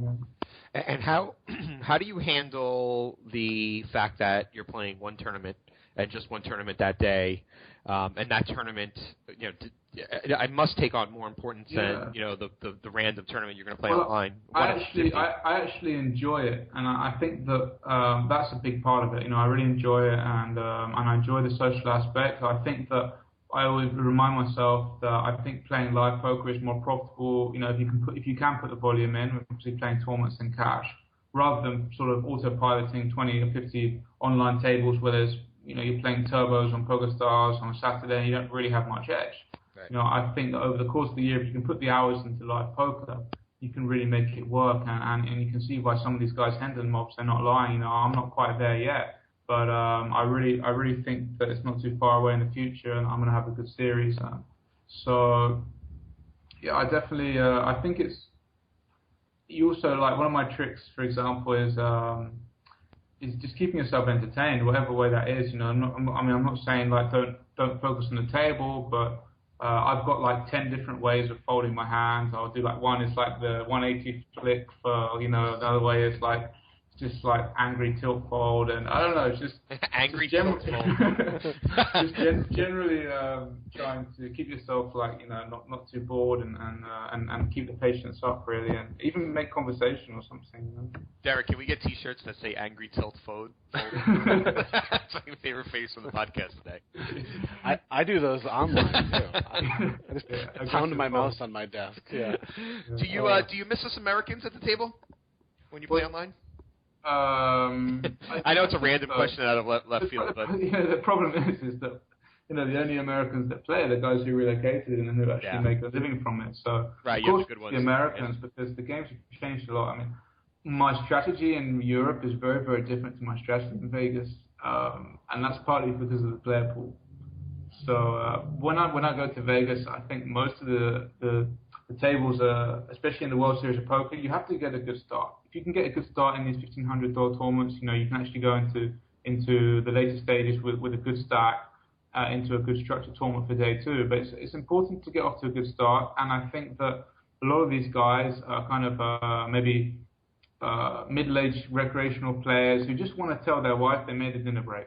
Right. You know, like, hey, wifey, you know, I've made a dinner. So they're pretty bluffable early on. I play a really, really loose aggressive style in the first in the day ones of these sort of small stack starting events, and it did me well last year. So I'm going to continue with that, and I can just get away with much more stuff that in Europe these Russians and whatever wouldn't allow you with. So people are making mistakes in different areas. I remember. In the 1500 I played last year, one of the ones that went well, I had like 50k at like a dinner break when it was a huge stack. Yes. And it was just, I'd knocked out all the young guys in my table, and like there was just old guys left looking at me like, wow, what just happened there? And one of them said to the dealer, he said, can I have a pen, please? And I'm like, I was still stacking my chips, and the dealer's like, yeah, what do you want a pen for? And he's like, oh, I need to write the table number on my hand in case I forget it. And I was like, oh my god, do not break the table, do not break the table. It was like incredible. So how do you take advantage of that, Ben? Are you playing more hands? I mean, it sounds like you're playing more hands. Are you being tight and just playing aggressive when you get in a hand? Like, what's your strategy? I'm definitely playing much more hands. I'm going to just try and run over the table a lot more, and because the structure's not there at the beginning. And if you play an EPT and you've got 30k. You can go into the dinner break at 150, 300 after sort of 6-7 hours of poker and still have 100 big blinds. Right. But it doesn't work like that in Vegas, and there's such big fields. And I think guys they play a lot more loose passive. A lot more tight passive. Right. You know, so they're not going to be 3-betting even hands like jacks and queens sometimes. And I think in that respect, like poker in Europe actually has evolved a bit quicker than the US. Just because it's newer here, and I think that a lot of the player pool from the World Series of Poker are actually kind of old school guys who enjoy it every summer. So it's an interesting dynamic. We'll see how it works this year. So hopefully I can go deep in a few, and then maybe day two play a little bit tighter. That's awesome. Yeah. What do you think about the Monster Stack event that they're running this year at the World Series, where you start with 15k instead of the usual 4,500? Yeah, I think it's definitely appealing to play. It seems a bit strange to me because obviously I'm just used to these 1,500 starting with really small stacks. But I think it's going to be good. It's going to be good for guys who are put off playing these World Series poker events because of the small starting stack, and they'd rather go and play like a Venetian deep stack.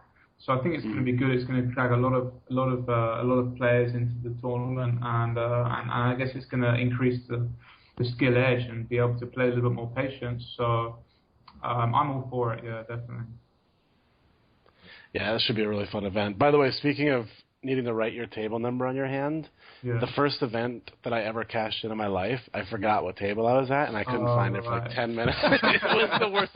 It was the worst feeling. Like this was like I don't know, 8 years ago. So like the first time I ever went to play a real tournament, I was just like, where the fuck is my table? At least you didn't try to take your chips with you on break. People have done that before. Oh my god. Yeah, but I can remember in some of those early tournaments where I was like, well, is somebody watching the chips? Like, what?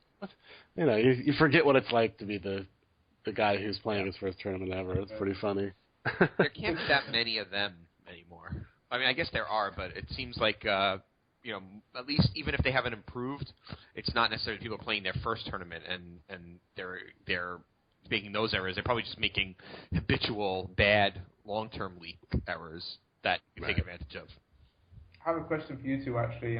Two guys, a lot of experience in the World Series. Like, I'm thinking about playing the pot limit hold'em tournament. What would you say would be the big differences there, and what would your guys' strategy be, sort of taking into that tournament? I'm just curious because I'm intrigued to play it, but I don't have much experience. The pot limit hold'em. Yeah, which buy-in level? There's a 3K as well, I think. A 3K. Well, first I have to say that I've probably played 5 pot limit hold'em tournaments in my life, and they were probably misclicks when I regged them. I actually won one that I misclicked on Bovada. And I don't really know. I mean, I probably played 10 total, right? But I ended up winning one. Small brag. Yeah. Which level are you talking about? The 1500, the 3K? Yeah, like you can't really 3-bet shove 20 big blinds to axe, and it just intrigues me. It's like there's more post flop play maybe. I mean, I'm intrigued to sort of see what you guys think. I mean, again, I have the disclaimer that I don't play a lot of pot limit, but I would say that you're right. You're going to have a lot more post-flop play, which is going to give an edge to a more skilled player. And I think there's probably a lot of people like me who might just happen to be in Vegas, and that's the event that's running, so they just play it or whatever. As well, and be like, I thought it was no limit. I would look at what it's up against in other venues that day, because I was considering playing a pot limit Omaha event 3 years ago, and instead I went and played a Venetian. Because I think it was like a 600 and it had a nice guarantee, and that will drag some of the players away that would have taken the shot. Now, if there's only a 5K at the Venetian or a mixed game at the Venetian, then you'll probably get the people playing there. But you have to just kind of look what the competition is. There's nothing viable anywhere else. You're going to get people who just want to play it, and you should have an edge there if you played at all. Definitely, yeah. And there's no antes in pot limit, right? Do I have that correct? You're really the wrong person to ask. Yeah. I'm really not sure, actually. Yeah, so I think that changes some strategy, too, but I don't know how. So. Yeah, I will plead the fifth on pot limit strategy. Yeah. Not my area of expertise. I remember, and I do think you'll get people who reg who don't even realize it's pot limit. I played a 6-max event at the Cherokee Circuit event, and had one guy sit down at the table and go, "So what does the 6-max mean?" Like he was like, "Does it have something to do with the betting or something?" Like I remember he asked some weird question, and the guy was like, "No, it just means there's only 6 players at the table." And he's like, "The whole time?" So they just see a poker tournament. And they're like, "Oh, that's like on TV. I'm gonna play it." So yeah, it's funny. I played a few 6-max tournaments last year, and I don't think I had the right balance there. I think I just went at it too aggressively, and I think in 6-max people expect you to be just playing more aggressively and making more moves, and it didn't actually. As a tournament, didn't really work out for me, that strategy. So I think in the 6-max tournaments this year, I'm going to be a little bit more patient and kind of bluff less, really. Mm-hmm. Yep. Yeah, I think I have that same problem. I've played 2 of them, and I tend to. I think you get yourself all amped up, 6-max, aggression, 3, 4, and 5 betting. It's going to be so everyone thinks they're the boss at 6-max, but yeah, they can't all be bosses. That's right. Yeah, everybody has a boss. Everybody has a boss, right? So there's someone's going to be better than you, no matter who you are. All right, so Ben, we have a couple of hands from our forum that we thought we would like to chat with you about. Okay. So let me send you here the hand. It's a Queen 10 hand, so the link should be in the Skype window. Okay. Okay, I'll do this first one, and Derek, if you want to do the second one, that'd be great. Sounds good. All right. So this is posted actually just a couple of days ago from a member on our forum. It's a PokerStars $5 event. I'm not sure if it doesn't look like any series of any type. They're at 125 250 with a 30 ante, 8-handed. And let's see, he does not give us any reads, unfortunately, but we'll just take it as a brand new person at the table.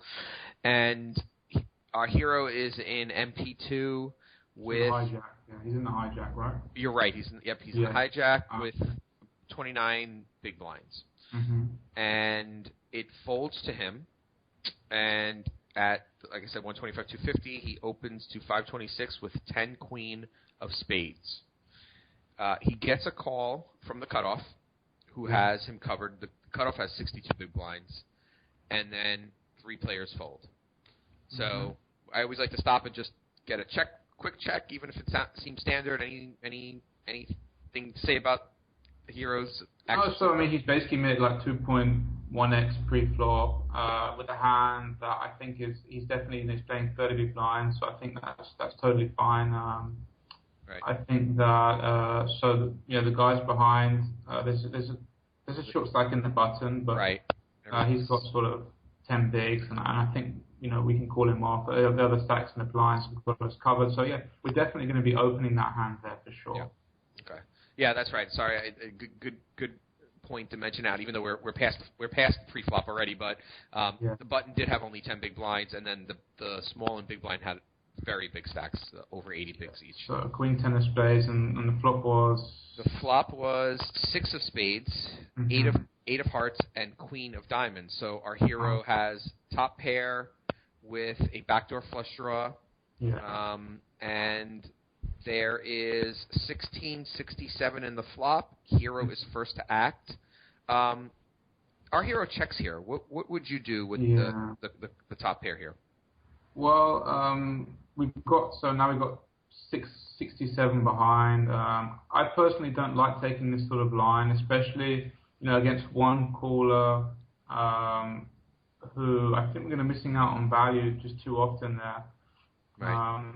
There's so many hands that he can call with. I think his range is a lot weighted towards maybe even 10-9, 7-9, right. even 7-5 suited type hands, Jack-10. Worse, maybe we can get out kicked with our queen against Queen Jack and King Queen a few times, but you also have pocket pairs and just put us on Ace King. I think by checking, obviously it's villain dependent, but in general I would prefer to c-bet this flop. Maybe try to get him to float us one or call with a worse hand and reevaluate on the turn.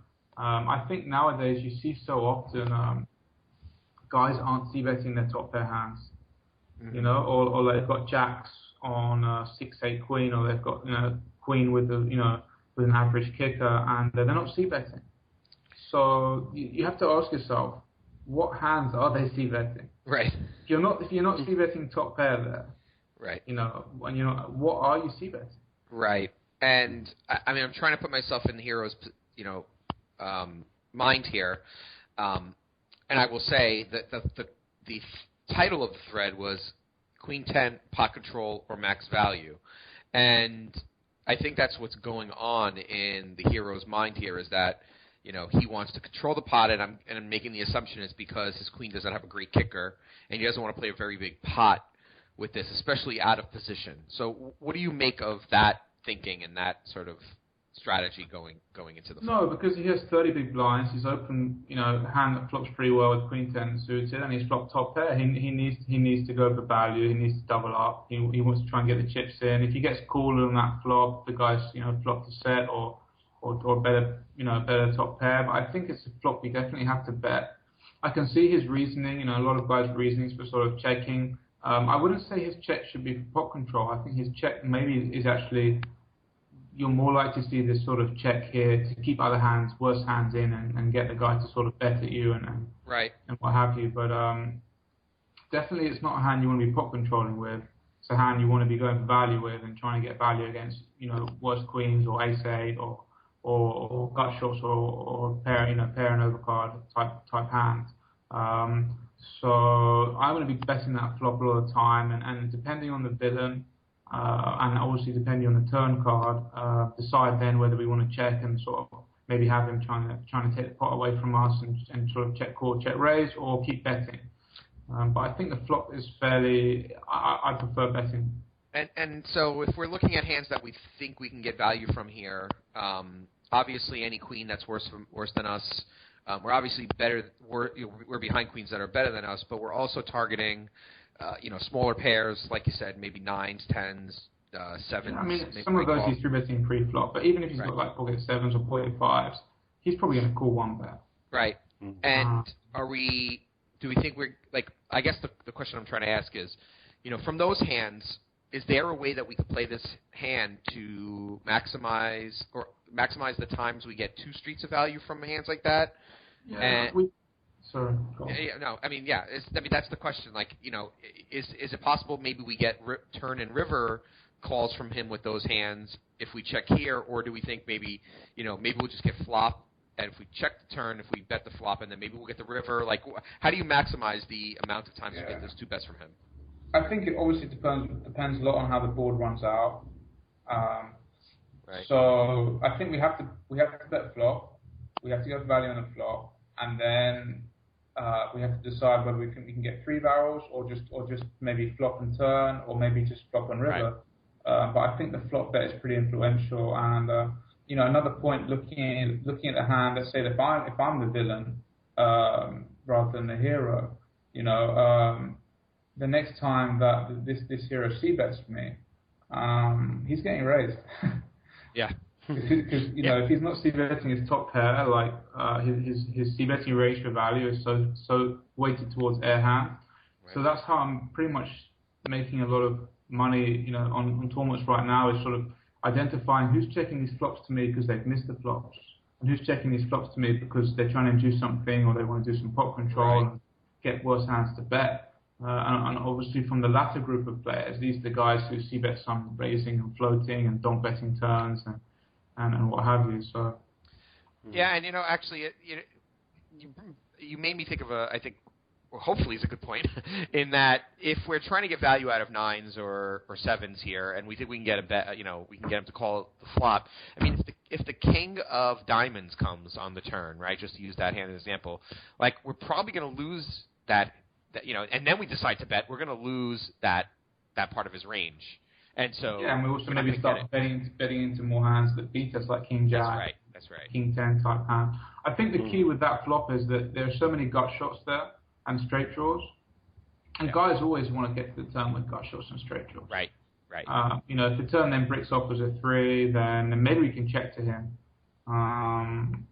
Instead of betting there, maybe give him a chance to stab, and we can then take it from there. But we definitely need to build a pot, and I'm not sure that checking is the right way to do that. Maybe unless the villain, if he'd have given me some information on the villain that perhaps every time he's checked 2 he bets, and he's just he gets out of line in that respect, then there would be more reason.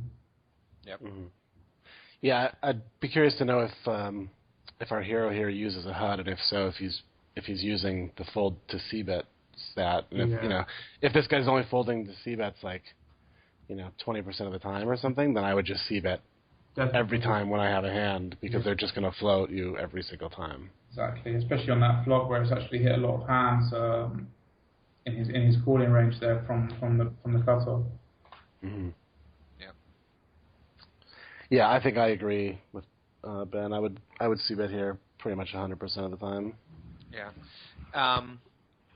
Okay. And then, so when we check though, what should we then expect the villain to think of our range then? Like how now that we have checked? Yeah, I mean, it's obviously difficult to put the villain on a thinking, or sort of thinking level he's on in the $5 freeze out. Let's say that he was a competent player. I think we're going to be c-betting like most of our ace 10, ace jack hands, and maybe checking, some maybe our weak queen and pairs between like sevens and jacks there. So I think that our checking range is actually quite strong compared to our c-bet range. Right. If I'm thinking that, so I'm probably going to check behind most of the hands and get a free card. Right. But the villain probably hasn't seen it that way, and maybe he smelt check as a weakness. Right. The river spot's pretty interesting. Yep. All right. So let's get there then. So so the hero does. So to recap, I'll just restate the board because it's been a while. So we have 10 queen of spades. The flop was 6 spades, 8 hearts, queen of diamonds, 1667 in the pot. Our hero checks. The villain bets 750, so a little less than half pot, and our hero just calls. I think once you check and he bets, there's not much else you can do there but call, and we go to a turn. So now there's 3167 in the pot. We have how much behind here? 750. We have about 5,800 behind, and it's the 3 of clubs. So now, what do we do here as the hero? We're first to act again. So the turn is a 3. I think once we've checked to him on the flop, we've got to keep checking and just try and let him keep barreling essentially. Right.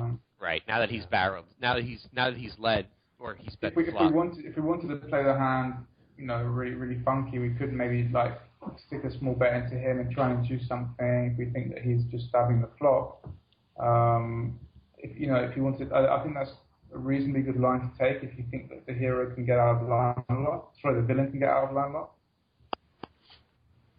Yeah, and this is about the best card we can ask for. Yeah, because I guess we could maybe put like a 900 bet onto the turn there, and maybe the villain we can actually induce a lot of raises from him or a lot of floats just because we're not really repping too much. That 3 shouldn't have helped our hand. So if you wanted to confuse a villain that might spaz out, I think that would be a good line. But otherwise, I think checking is fine as well, and just I guess hoping that the guy continues his story with worse hand. He doesn't. Mm-hmm. He doesn't. So he checks behind. So now we go to the river. Same thing. 3167 in the pot, and now the 8 of spades comes up. So there's no flush draw. No flush draw comes in. But we do have 2 8s now on the board, and now it's up to our hero. Now, given that the villain checked behind, now is the time to go for value? I think definitely, yeah. I think we've got to put a small bet in there and just try and get something to hero us off. Obviously, the 8, he could have an 8 in his range. Let's actually look a little bit closer into the villain here. His name is William Melo. That's a Brazilian name. Mm-hmm. Mm. What does that tell you? Brazilian players, they're a little bit more creative than the average. Right. Yeah. So that makes me, want to try and induce something from him. I think he's done that with a good bet size there. Yeah, hero bets 1420, and the villain raises to 3090. So yeah, so it's just almost a little bit more than a min raise. I mean, really difficult spot. You'd think that if he had an 8, he might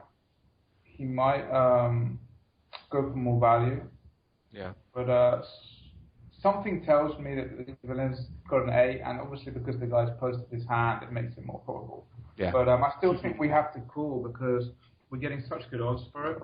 Right. And we've played our hand so weirdly that we've induced some creativity, most likely. Yeah, possibly. I'm not sure how weirdly, but obviously the guy there's a big what the fuck factor in some of these spots. So right. Generally, I think players bluff small in river spots. Like for example, if someone's like 3 barreling, I think they might generally barrel pretty small in the river as bluffs. But I think if you're actually betting into someone and they're raising you, I think if he was trying to represent this villain, I think he might have just shoved. Right. This feels like he's really just trying to extract value, bet min raise on top. I'm not saying that we can fold here, but because we're getting the right odds, but I'm definitely not loving it. Yeah. Well, the original poster does also He says his option should be shove or fold, never call, but I kind of disagree with that. I think it's call or fold. Yes, definitely. We can't really shove because we're not going to get called by worse. Yeah.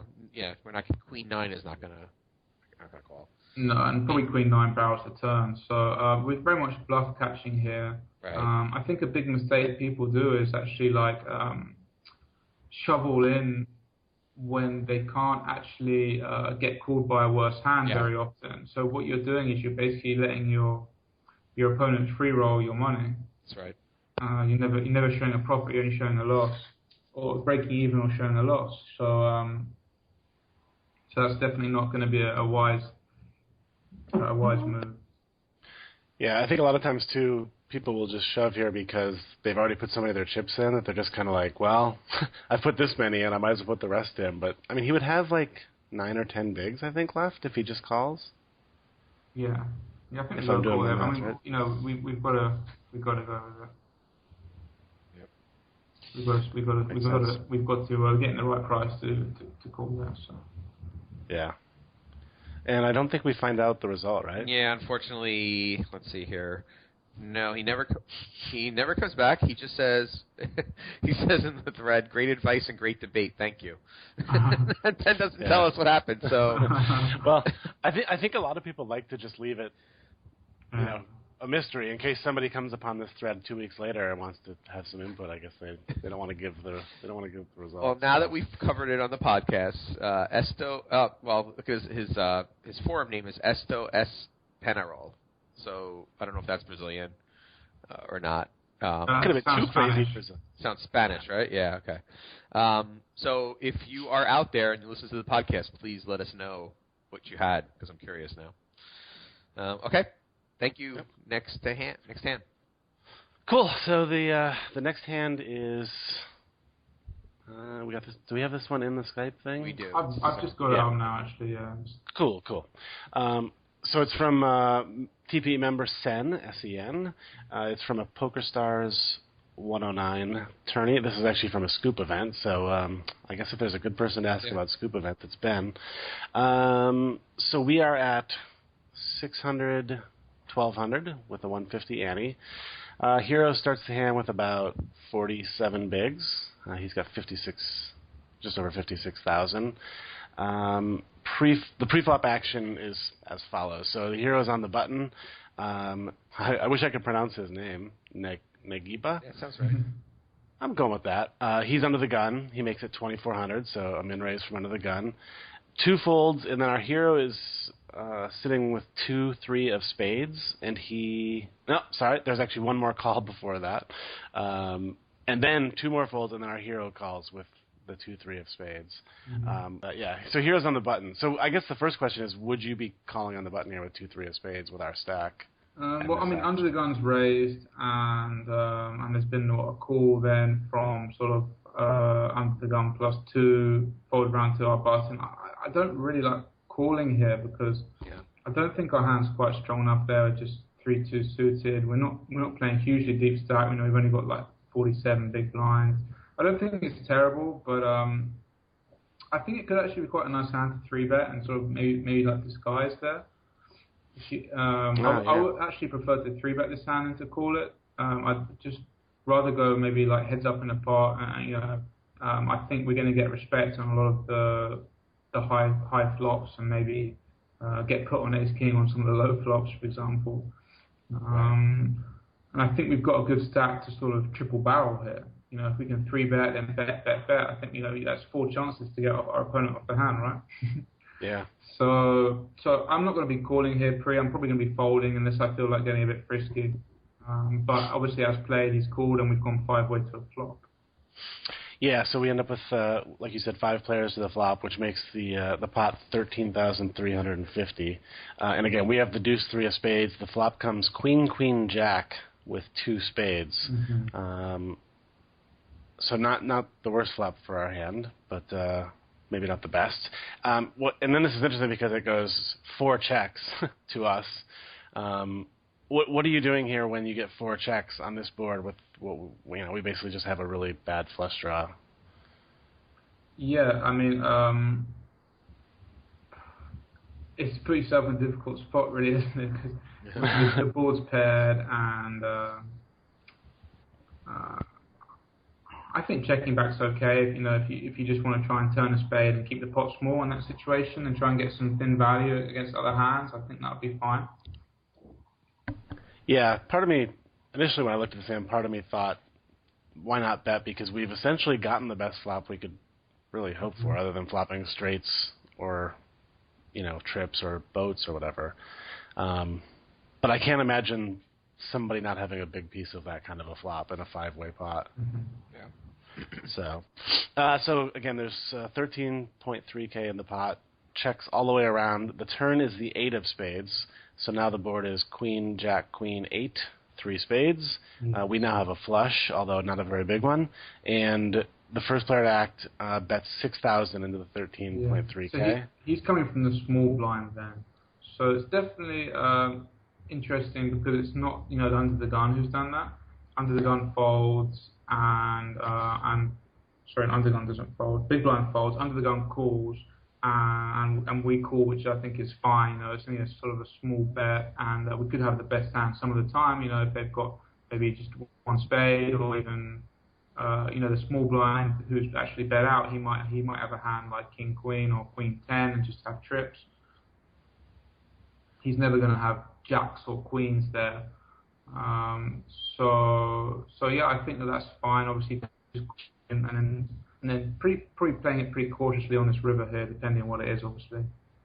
Yeah, so you would never raise this turn? I don't really see a point of raising because I just think that there are too many hands that are beating us already. Right. And we value counting ourselves against worse flushes or getting to fold and or even just building a pot onto a hand that we're actually quite susceptible to being outdrawn with. Right. And we could even get blown off our hand, I guess, on the turn. If we raise here and then somebody just piles or something. I know obviously guys like to find out a bit of information, but I think generally this is just a call. And if it gets checked to us on the river, we could perhaps think about betting. But, okay.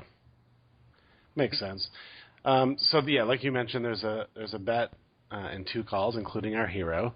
That makes the pot 31,350 as we go to the river, and the river is the ace of hearts. Yeah. And now Katie, Mike XXX, who was the better on the turn, or the first better on the turn, bets 52,000 into a 31,000-ish pot. Sounds like a porn film, doesn't it? Katie, Mike XXX. Yeah. I'm gonna Google that after we're done with the podcast. I think I'm gonna fold for the porn couple. Yeah. Yeah, the third player in the hand does fold, and it's now on us. We have a flush. I can't imagine a world in which I'm ever folding here, although I'd probably think for a second before I'm sorry. I can't imagine ever calling here. Yeah, but I probably do think for a second before I fold, but I think I'm folding 100%. Yeah, I think it's just, okay, well, there's so many combos that the small blind could easily have queen jack, queen 8, even pocket 8s, maybe even ace queen, because not everyone is going to be raising there from the small blind with ace queen. You get a lot of passive players as well. Right. There are better flushes. There's just a world out there, and is he really bluffing that much against 2 opponents? I think, as I said, a lot of guys actually bluff small on these river spots. I've seen it so often, guys just taking small stabs, and this looks like a very, very, very easy fold for me. If we had the nut flush, that would be, if we had king high or ace high flush, that would be an interesting spot to talk about. Then maybe there are a few hands in his value range that we could beat. But even then, I think I'm probably against this size. I think his bet sizing is weighted much more to the nut flush hand or a full house here, and there are plenty of combos in his range. What do you make of the big over bet? I know I do this in spots, and this is actually a pretty good board example of where I would do it, where, if I do have ace queen here, I think I can actually get called by some random queen or by a flush, maybe even by an ace. I think we've gone 5-way to a flop, and it's not heads up in a pot, so I think that definitely changes the dynamic, and I don't think that we should be getting. I think this actually could be a good bluff spot, if overbetting the pot. You can't really get called by anything other than a nut flush or full house, I don't think. Mm-hmm.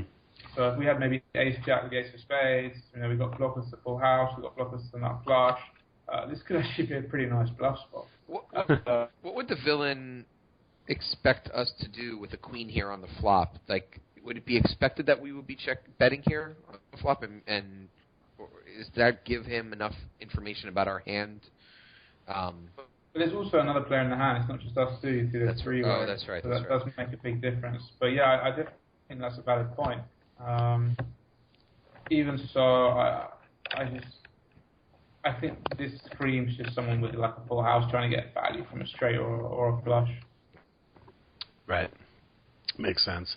So I think we all agree river is definitely a fold, and we could have saved ourselves a fair amount of chips. If you'd have bet like 12K on the river, I think maybe you could have more like king, queen, and straight hands in his range, and obviously some flushes as well.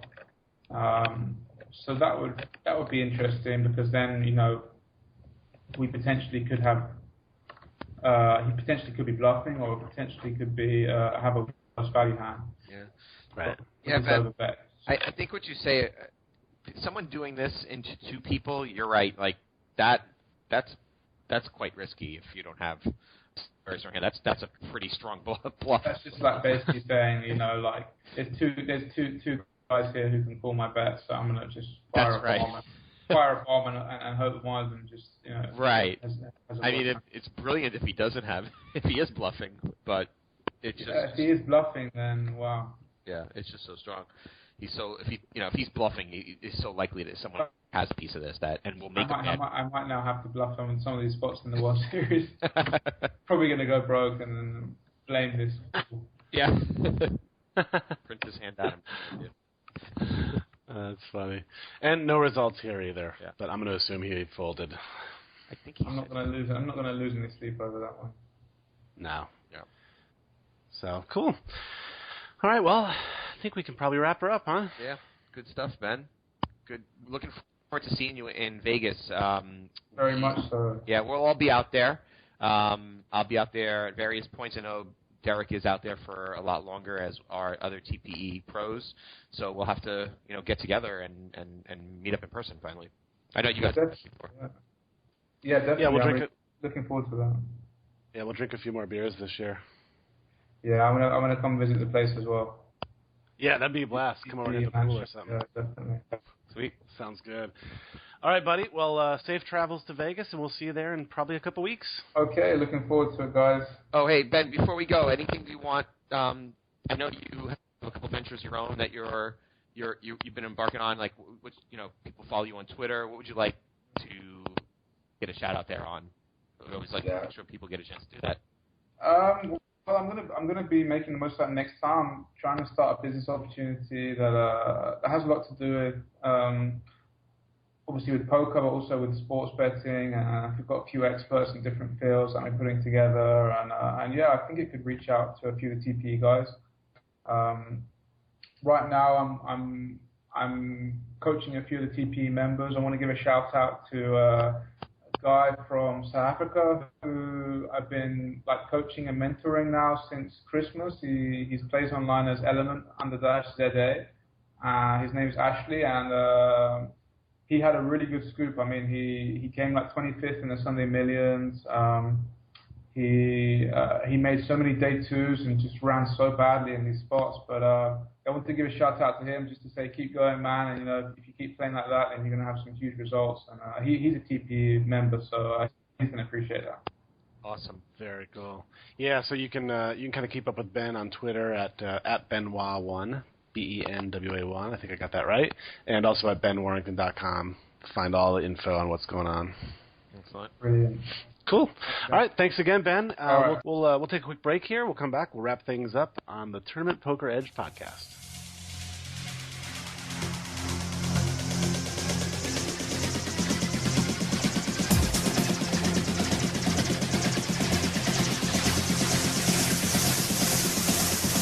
If you are looking for the best MTT training site on the planet, look no further than TournamentPokerEdge.com. Tournament Poker Edge focuses exclusively on multi-table tournaments and features some of the best live and online pros. No waiting through cash game videos looking for the occasional tournament video. Tournament Poker Edge also offers strategy articles, forums, a member chat room, and much more. So visit TournamentPokerEdge.com and start taking your game to the next level now.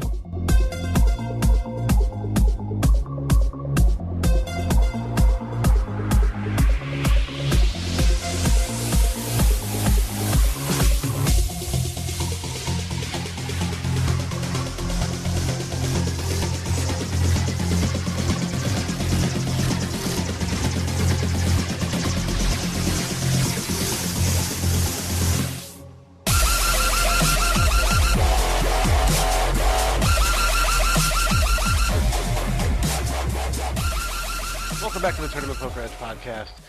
Big thanks to Ben Warrington for stopping in, talking a little strat. That was enjoyable. Good to catch up with him. He's had a nice little whirlwind run over the last year or so since he's been on the podcast. Yeah, he's really coming into his own as a live pro. I think people are starting to notice him.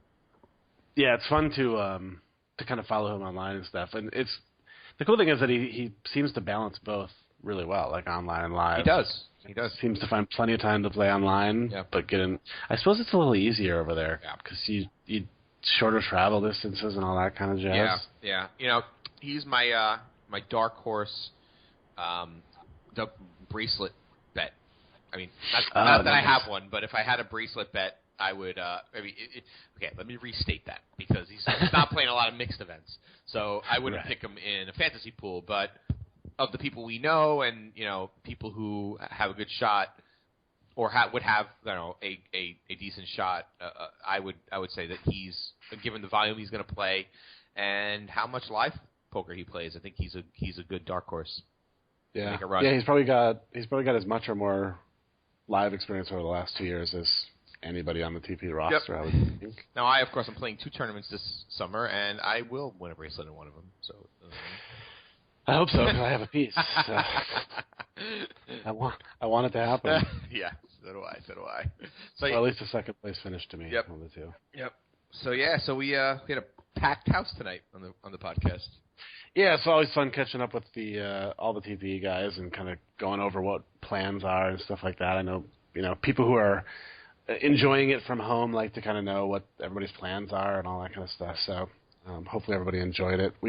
We always tend to get a little carried away with ourselves, and it's like a bunch of old friends getting together on the phone. But yeah, we'll make sure and keep people updated from Vegas this summer as well. I really liked Casey's hand, and I got to tell you, I feel really good about reading that river bet. I just feel like it was such a transparent bluff against Casey's perceived, like what he perceives to be Casey's range. Right. He's never jamming for value. There's no when we talked with Ben about the guy jamming on the river with all the flush draws came in.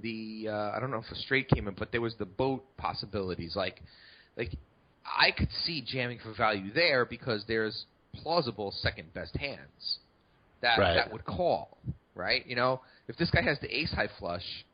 Well, the king high flush is probably going to call. Right. If this guy has a boat and he puts our hero on an ace high flush, well, I could see jamming there. There's plausible hands that would call and say, well, his range is polarized, and I have a very strong hand. That I could see, sitting in the villain's spot and saying, I'm going to get calls from this good a hand because the way there's a lot of good second best hands out there in Casey's, like you're not going to put Casey on ace king if the guy has trips. Yeah. You're not going to put Casey on king. I mean, maybe you put Casey on king something if the guy has aces, but I doubt. No, Casey's not making it to the river with king something. Yeah. So there's just no plausible second really good value target there. Right. So, I think those 2 hands are interesting to compare to each other, and I don't even know if I really explained my thought very well when I said it to Ben, but that hand is the kind of hand that I do that with a lot for exactly what you just said. It's like you there's so many hands you can get called by. Right. So sometimes I'll just be like, well, if they're calling, they have this kind of hand, and I think they'll call it all with that kind of hand. So I might as well just put it all in. Right. I think Andrew Brokos's value targeting series on TPE is a great way to kind of start thinking that way. Because he really, that's what woke me up on that hand is like, what's this guy's value target? It's he's gonna. I would be betting to get value from Ace 4, or really like not even Ace 4 because it is. People don't expect you to call a three bet with Ace 4 out of position. Although I don't think it's that awful, but I do think that people aren't expecting that as much. So he's got to be getting value from a pair of nines. That's really what he should be trying to get value from. And putting pair of nines all in is not the way to get value there. If you have, aces or ace king, you want to, as Casey said, 4,200 is a much better bet. Yeah. So agreed. Anyway, that was interesting. Well, a bunch of interesting conversations tonight. Good strategy tonight. Yeah, that was fun. Yep. So let's, I guess, recap a little bit about what we have going on over at TPE. Yep. As we get ready to leave for the summer. Yep. So a lot of good stuff. Daryl Jace just finished a series reviewing a hand history, and I think, speaking of Andrew Brokus once again, a great series is currently running for those of you who are getting ready for the World Series. It's called LOL Livements, and basically Andrew breaks down key hands from a recent local tournament that he played near his house in a casino near Pittsburgh, a 1K. All told, he probably picks about 10 or 15 hands from the tournament and kind of starts from earlier buy-ins, earlier levels to the final table. And he made it very deep in this tournament, so it's all sort of blind levels. And it's great. Live tournaments, it's hard to do hand histories because there's no hand history saved anywhere after hand is done. So Andrew took some copious notes during the tournament and then turned them into slides. And I really enjoyed it. I thought it was a great prep for the World Series. And, it covers obviously basic poker theory and a lot about live tournament players and how to play against them. So if you're going to go, good series to check out. Yeah, I think it's going to be cool. I actually have not watched it, but that's intentional because I'm saving it for the 4.5-hour plane ride to Vegas. Yeah. I figure I'll need something to take my mind off being in a flying tube in the middle of the air. Yeah, so. And you know what? This is actually a decent series to play while you're driving, believe it or not, because you don't need to if you don't need to look at the screen that much. Oh right. That's true. And the parts where you do need to look at the screen, it's like very big slide. Like here's the hand, like here's the stacks or something. Like it's not. It's depending on your setup. I'm not saying put your phone in your lap and please don't. Please don't. Yeah, don't do that. But I have I have a holder that goes up in the vent of my air conditioner, and I just throw it on there, and it's really like listen to one of Andrew's podcasts. So it's really good for that. So I recommend that series to everyone. And another exciting thing that's going on is we are about to launch a new feature at TPE. We've been working on it for a little while, and we call them, and I think you came up with this name, so kudos. I think it's the perfect name. We call them Tournament Poker Edge Stop and Goes. Very mobile-ready, short clips, one hand at a time, maybe sometimes two hands at a time, but most of the time one hand at a time, covering specific concepts.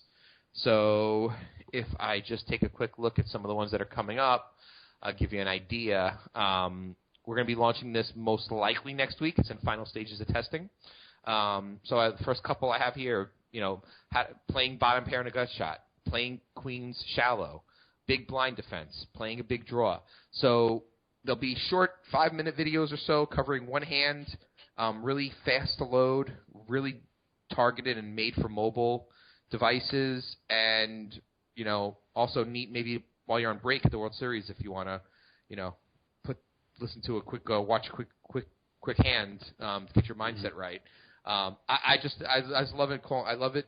The title, the name Stop and Go, because that's really what it is. It's really for on the go. Like it's really for on the go, and I think a lot of people are checking out TPE more and more from their mobile device. So we wanted to give them content that they could use on the go. Yep. Yeah. I think it's going to be cool. And also it will, for the people, there's people who can't get enough videos, and there's people who can't keep up with the amount of videos we put out now. Yeah. But this will be a cool little sort of stopgap measure for people who are looking for more and more content, because we're going to put them out on the days that we don't currently put out Right, so you videos. Get more content. It's all part of your TPE membership. And, I think it's nice to have a different style format here because, not everyone wants to watch a 45-minute video, although, that's the majority of our videos, and most people do enjoy that format. I think it's nice to have some variety here, and especially if you want to just quickly absorb a quick topic. And of course, all the features, you can comment on them, have conversation around it in the comments, download them, all the stuff that we normally do.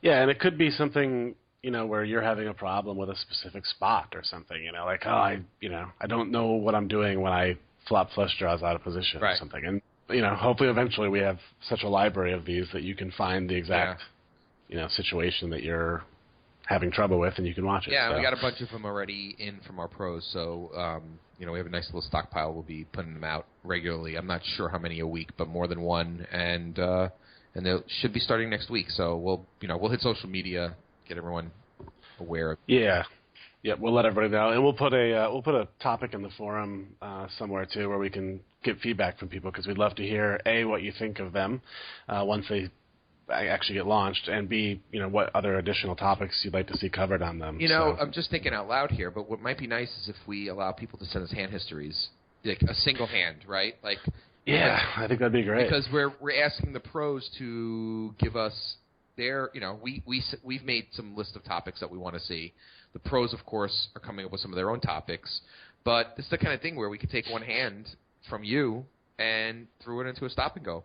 And that helps us because you can tell us, hey, I had a really tough flush draw, like you said, out of position, and then you get to get your hand reviewed. So we'll figure that out. We'll put something out in the forum calling for them. Yeah, for sure. So let us know what you guys think. We're always obviously looking for your feedback. So cool, exciting stuff. Cool.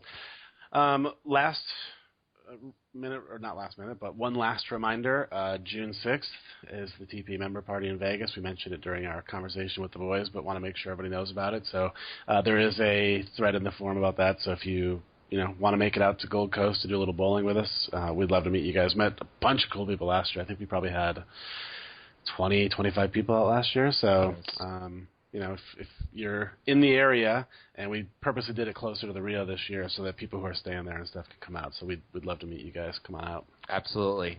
I will not be there for that one, but you guys, I'm sure we'll have a great time. Yeah, I know. I suck. No, I suck. What can you do? Well, oh, well. This year we have to just final table the main event and then spend whole next summer out at the World Series. How about that? Yeah, and if we final table the main event, we'll have a really, really big TP party. Yeah, I think so. Is this just the best time of year? It's like, here comes the World Series. Yeah, I love it. I mean, even aside from playing, which is awesome, and aside from hanging out in a house with a bunch of your friends, which is also awesome, I just love being able to go home and check updates and look at chip counts and see who's going deep, and following Twitter to see what kind of crazy hands people are getting into. And there's always some good stories that come out of people arguing about this, that, or the other, or fights, or what. There's always somebody get 69 from the Rio. Yeah. When did you start following the World Series, the main event while it was happening? When did you start kind of following it? As opposed to just watching it on ESPN. Yeah, I mean, I want to say it was shortly after. I mean, I'll tell you, for me, it was the Jamie Gold year. Because that actually seems kind of right to me. Who won it the year? But the year before was Hatcham. I was gonna say it might have been the Hatcham year. I don't think I kept up with updates of that Hatcham's year, but I know for sure I kept watching the chip counts, and it was very primitive back then. I don't know if even Poker News was not covering it. I think Card Player was covering it. Yeah, I was gonna say I feel like it was on some other site, like Card Player or Bluff, or I think it was Card Player. They didn't have nearly as much coverage, and they had, I would just refresh the chip counts, right? And I didn't even know who these people were, but it was you see Dimitri Nobles, like this guy with a giant stack, you know. Yeah, and I don't even think Twitter was really prevalent yet. If it was even out, it was not out yet. 2006 was not out. So it was really just very, very static content. But I do remember following it. But now it's a completely different ballgame, right? Just everyone's Twitter feed and the hand histories on Poker News. And it's funny how perfect Twitter is for poker. It's like it could have been designed. Yeah, I mean, really, like, yes, it could be a product targeted towards poker for all we know. It'd be perfect for that. It is perfect for that. I haven't seen anything about live streaming and stuff of the final tables. Is that happening this year? Like streaming on? Yes, I believe so. I believe I saw somewhere that they're doing the same live streaming. Which, if they didn't, I'd be very upset. I basically watched live stream every night. After, like, like not the whole live stream, but like I'd watch. Let's see, I'd probably start watching like 10 o'clock, which is like 7 o'clock there. So it would be kind of like maybe like 3 or 4 people would be busted, and I'd see like down to from 5 to 3 or something like that. Right. But then it would go way into the night, and I couldn't finish it up. But sometimes if there was a game format that I wasn't interested in the next day, I watched the replay of the night before. Yeah. So I think I'm going to buy an extra, what do they call it, the Chromecast thing? Chromecast is awesome. I have it. I think I'm going to buy one for the house and just put it on my iPhone and basically just stream the final table on the big TV in the living room. $35. You can't Chromecast from a browser on your iPhone. You can Chromecast, but I could do it. Well, laptop. You can Chromecast from Chrome on your laptop. And you can Chromecast from YouTube and other apps that have Chromecast designed into it, but not from. It doesn't work on browsers on phones, which is kind of stupid. I don't know why it doesn't work, but it doesn't. Yeah, I could just use my laptop. No big. Yep. So cool. All right. Well, exciting stuff. You, sir, I will see you in about a week. Absolutely.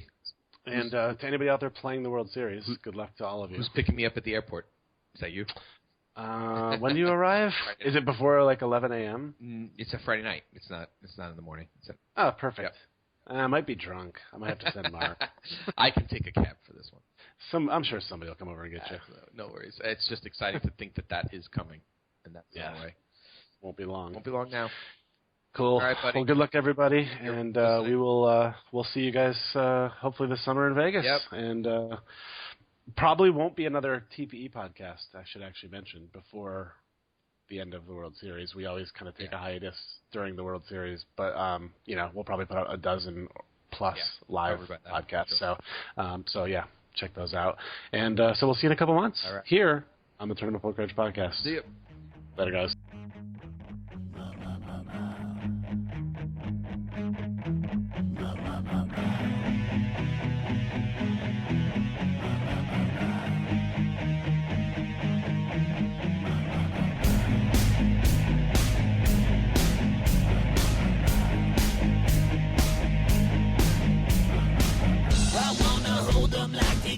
Texas, please. Fold them, let them hit me, raise it, baby, stay with me. Luck and intuition, play the cards with base to start. And after she's been hooked, I'll play the one that's on her heart. Oh, whoa, whoa, whoa, whoa. I'll get her heart, show her what I got. Oh, whoa, whoa, whoa, whoa. I'll get her heart, show her what I got. Can't read mine, no, she can't read a mile. Poker face, she's got to love nobody. Can't read mine, no, she can't read a mile. Poker face, she's got to love nobody. Poker face, poker face. Poker face, poker face. I wanna roll with her, a hard pair we will be.